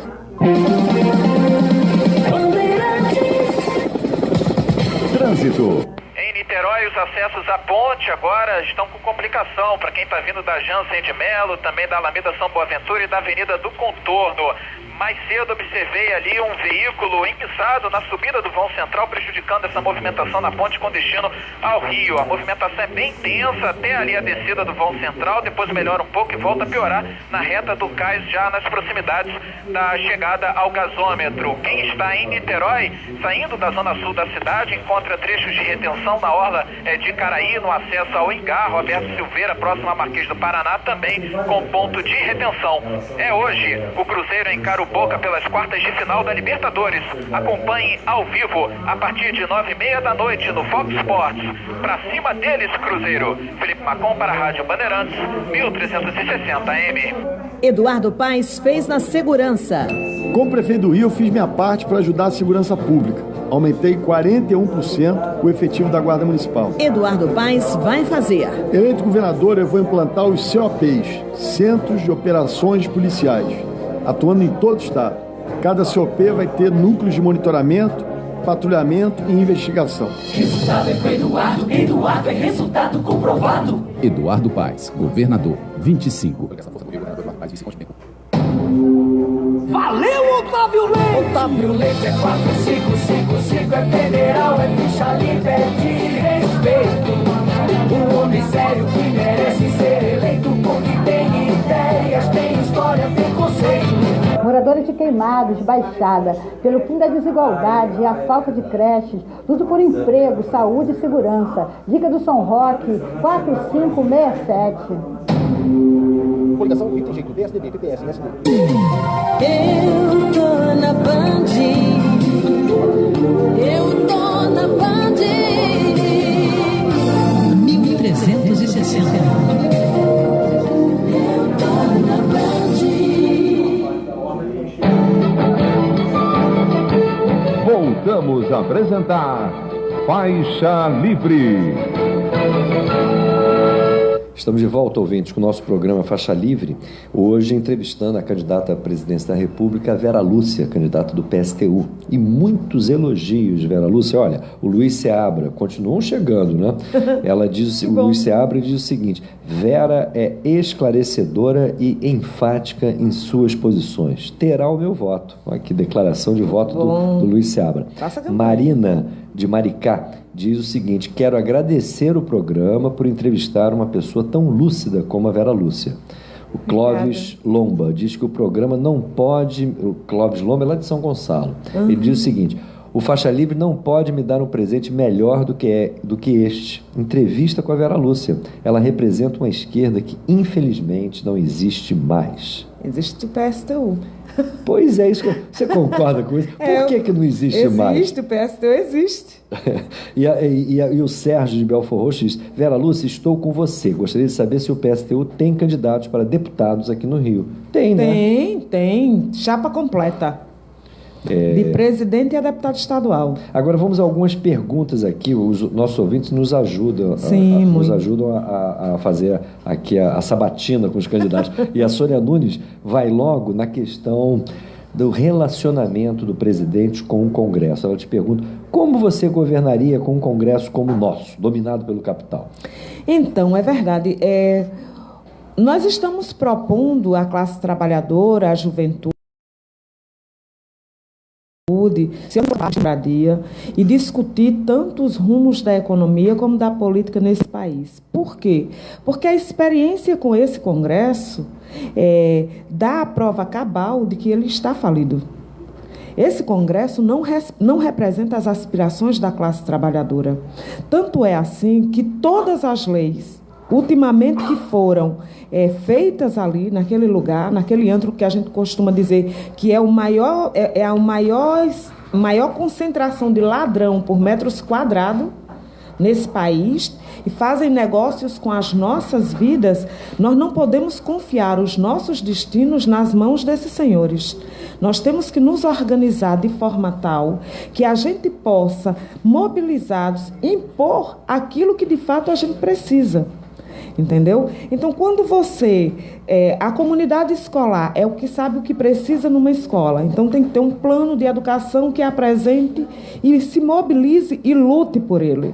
Quem conhece e sabe das necessidades de educação são os profissionais e os usuários de saúde, são os profissionais e os usuários da saúde, que devem elaborar um plano, se mobilizar e lutar em torno dele. E isso deve ser assim também na fábrica, isso deve ser no bairro, isso deve ser na luta por moradia, e os trabalhadores já fazem isso.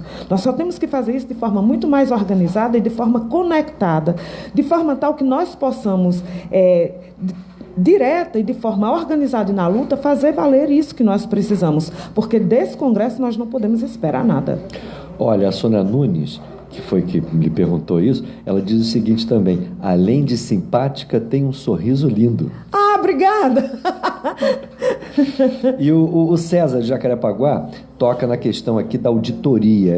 Ele diz o seguinte: Vera, sabemos que os políticos não gostam do Brasil e dos brasileiros. Caso você ganhe as eleições, fará uma auditoria da dívida pública?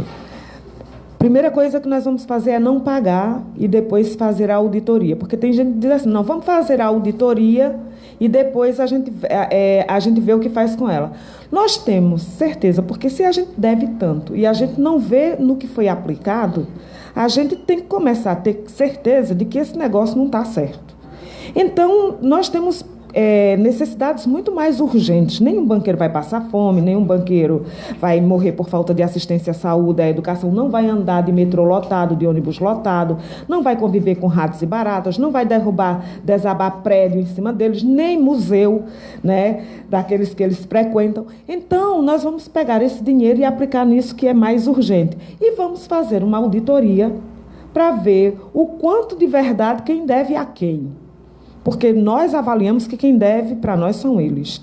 Mas nós vamos fazer a auditoria. Inclusive, já queremos aproveitar aqui a oportunidade de fazer um chamado. Semana que vem nós vamos fazer uma live onde nós vamos discutir a questão da dívida pública, como ela se dá, como ela surgiu, o quanto se gasta com isso. Live é uma transmissão ao vivo pelas redes sociais. Pelas redes sociais, exatamente. É um novo. Já tem o dia? Não, eu acho.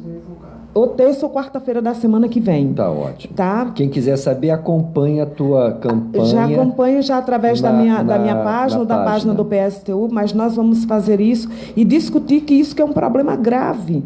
Porque, olha, em nome dessa dívida, se morre. Se morre por falta de dipirona, se morre de infecção, você tem um monte de analfabetos, não se paga salário, teto de escola cai, você não constrói escola e casas, as pessoas convivem com ratos e baratas, você desemprega as pessoas, justifica a lei da terceirização, que é você trabalhar na condição de semi-escravo, ou seja, você condiciona tudo é prioridade. Tudo é quer dizer, a prioridade central, que é a chamada lei de responsabilidade fiscal, tem como centralidade o pagamento da dívida em detrimento de qualquer outra necessidade. Então, nós não vamos pagar a dívida e vamos fazer a auditoria e vamos pegar esse dinheiro e investir naquilo que nós precisamos para atender às nossas necessidades. Aliás, a dívida deveria servir para isso. Só que a dívida aqui no Brasil serve para dar dinheiro para os ricos que não querem jogar o dinheiro na produção, aí fica ganhando juros. Com a taxa de juros lá nas alturas, é um alto negócio. É um mamão com açúcar. Não, mamão com açúcar. Do mesmo jeito que são os investimentos, por exemplo, tem gente que diz assim, as multinacionais vêm investir no Brasil. Mentira. As multinacionais vêm para cá, desempregam no seu país e vêm para cá e se instalam, porque aqui tem mão de obra farta e barata, e entram aqui e controla hoje 70% do parque industrial da economia brasileira, sem pagar um centavo, porque o investimento é feito com recursos públicos, e tira daqui os seus lucros sem pagar um centavo de imposto. E quando termina, por exemplo, as isenções fiscais que são dadas por todos os governos, ainda fica fazendo chantagem. Aí a gente está dizendo o seguinte, quer ir embora? Pode ir. Agora, as máquinas vão ficar, porque a gente nem lhe conhece, a gente nunca lhe viu, produz tudo aqui, não sabe nem quem é o dono, ele não conhece a gente também. Entendeu? Ele só recebe o resultado do nosso trabalho. Então, se a gente já sabe trabalhar e produz tudo que ele fica para ele, a gente pode trabalhar e ficar para nós. E resolver o problema do desemprego, desenvolver o parque industrial. E aí nós resolvemos uma série de problemas que nós vivemos no nosso país hoje. Que vivemos hoje mais na condição de semicolônia. Olha, Vera Lúcia, o Gabriel, lá de Praia de Pina, ele diz o seguinte: Vera Lúcia, aqui em casa tem 5 votos garantidos para o PSTU. Vejo nas suas propostas ainda um pouco de revolução, palavra esquecida pelos ditos de esquerda. Como você vê o cenário da economia e da parte social como candidata à presidência? E você irá reestatizar aquilo que foi usurpado do Brasil? Todas as empresas que foram privatizadas serão reestatizadas. Aquelas que, por exemplo, a Petrobras voltará a ser 100% estatal, 100% brasileira e sob controle dos trabalhadores. Não terá indicação do governo. Os trabalhadores da empresa é quem indicam aqueles que vão administrar e eles conjuntamente organizar a produção. Vai ser assim também com a Boeing, com os portos, aeroportos, rodovias. Com a Embraer, no caso. A Embraer. Porque é inadmissível o que é feito aqui nesse Brasil. Qualquer governo sério, qualquer burguesia séria, por exemplo, teria pelo menos o cuidado com as suas fontes de energia, que no caso é o petróleo, teria cuidado com o espaço aéreo, com o mar e com as riquezas que existem no subsolo. Aqui não. Aqui a burguesia brasileira ela é tão entreguista, ela se submete a ser sócia menor, porque ela lucra muito com isso, e entrega tudo o resto, todo o resto. Da mesma forma que ela é servil para fora, ela é cruel para dentro. Tanto é que assim, aqui nesse país, para assegurar os interesses da classe dominante da burguesia nacional e internacional, no ano passado se assassinou mais de 60 mil pessoas. É mais do que em qualquer guerra. Tem mais de 20 milhões de desempregados, 16 milhões passam fome, mais de 6 milhões não têm uma casa para morar. E tudo isso a serviço de você entregar, por exemplo, o petróleo é cotado em dólar. Você tem um botijão de gás que custa mais de 80, 90 reais. Ou seja, chega a ser quase 10% do salário mínimo. Isso é inadmissível com a quantidade de petróleo que a gente tem. Com a tecnologia que existe hoje, com as refinarias que estão funcionando para aquém da sua capacidade, tanto você pode colocá-las para funcionar dentro da sua capacidade máxima, como você pode construir novas refinarias que, inclusive, estão paradas por conta das relações promíscuas da iniciativa privada com o Estado, através das licitações, que são jogos de cartas marcadas, da corrupção que campeia, e você botar para produzir e você ter autossuficiência em petróleo aqui nesse país. E não vender a Eletrobras como querem vender agora também, que é outra fonte de energia. Ou seja, nós podemos ter tudo aqui, um solo riquíssimo, riquíssimo. Aí você exporta soja, engorda boi para exportação e importa da China feijão preto. Só os negócios do sistema capitalista justificam a aberração dessa. Então, nós vamos não só reestatizar todas as que foram privatizadas, como nós vamos estatizar as 100 maiores empresas desse país, que empregam um pouco mais de 2 milhões de pessoas, mas concentram nelas mais de 50% de toda a riqueza que é produzida aqui, e colocá-la a serviço da produção e das necessidades humanas, e não nas necessidades do lucro de um punhado de bilionários. Olha, Vera, o César Ribeiro toca numa questão aqui que a gente ainda não abordou. A gente falou muito aqui dos nossos inimigos internos, e ele toca na questão do imperialismo. E ele te pergunta, o que você pensa sobre a solidariedade aos povos latino-americanos em luta e resistência contra o imperialismo estadunidense, como acontece na Bolívia, na Venezuela e em Cuba? Olha só, primeiro que nós somos a favor de toda a solidariedade da classe trabalhadora mundial. E começando pelos nossos irmãos na América Latina. Se a gente fizer uma reforma agrária sem indenização do latifúndio, com toda a tecnologia que a gente tem, com um solo que é fértil e rico, não só dá para a gente produzir alimentos para o povo brasileiro, como dá para a gente resolver o problema da fome de toda a América Latina, garantir a produção para toda a América Latina. Nós temos que ser solidários a todos os nossos irmãos venezuelanos, nicaragüenses, mas também argentinos, para que lutemos contra os seus governos, para derrubar os governos daqui, que nos roubam aqui, e os governos de lá. Nós somos a favor do Fora Maduro, do Fora Ortega, do Fora Macri, que a esquerda brasileira se cala diante, por exemplo, da tragédia produzida hoje na Venezuela e na Nicarágua pelos governos de Ortega e pelo governo de Maduro, porque dizem que são governos de esquerda. Não são. A Venezuela não é um país socialista, é um país capitalista dependente que vive da exportação de petróleo cru, principalmente, e da importação de praticamente tudo, e quem lucra com isso é a chamada boliburguesia, que é ligada ao exército, que é ligada ao governo de Maduro, assim como foi ligado ao governo de Chávez, que lucra absurdamente com a fome daquele povo e que vive também mergulhada no mar de corrupção, com eleições, inclusive, fraudadas. É um governo ditador, do mesmo jeito que é lá também. Nós somos pela queda desses governos e fazemos um chamado à classe trabalhadora desses países a construírem uma nova direção e lutarem contra a sua burguesia e esses governos. E na Argentina, temos 2 companheiros, um que está sendo perseguido como bicho, que é Sebastião Romero, e o outro que foi preso. E sabe qual foi a luta que esses companheiros travaram nos seus países? Foi a luta de querer que os trabalhadores não façam, que lá o governo não faça a reforma da Previdência, que é a mesma reforma que Temer quer fazer aqui, que é o mesmo ajuste, a mesma política econômica que é aplicada aqui no Brasil. E o Brasil, daqui uns dias, vai ser uma mesma Venezuela e uma mesma Argentina, se esses planos aqui derem certo. Agora, se nós não Vera, lutarmos contra ele. Com todas as ambiguidades do governo do Maduro, que você muito bem colocou, quem tem ofensiva ali para derrubá-lo não é justamente o imperialismo estadunidense? É nada.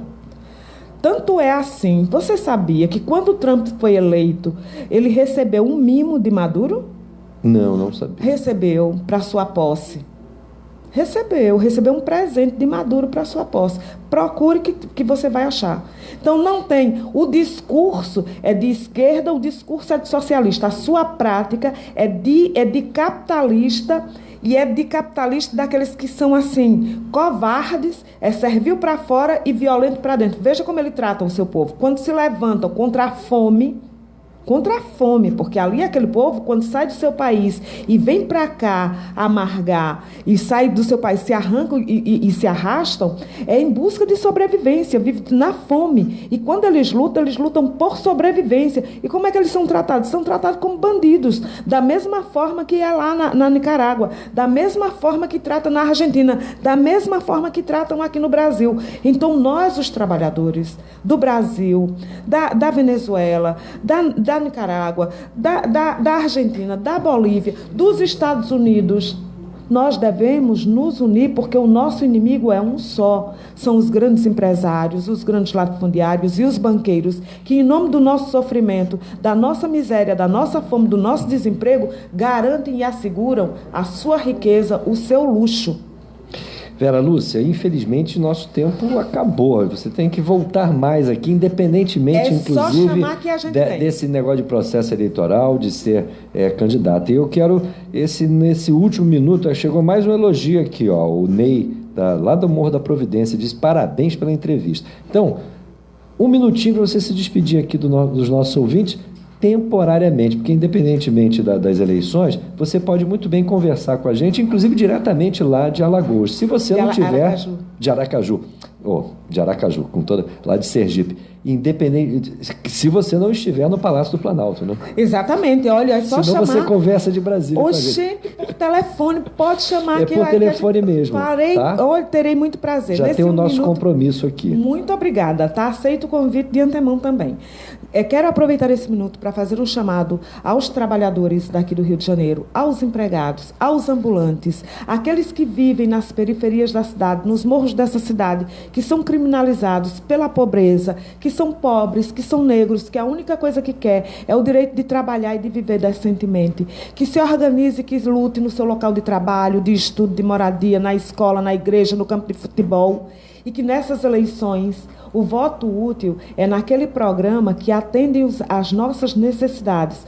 Portanto, aqui no Rio de Janeiro, nós temos uma chapa completa. Temos a companheira Deise, que é candidata a governo do Estado. Temos o companheiro Ciro e a companheira Ciro Garcia e a companheira Samanta, que são candidatos ao Senado. E temos os companheiros Guedes, mas temos também Vinícius, que são candidatos a deputados.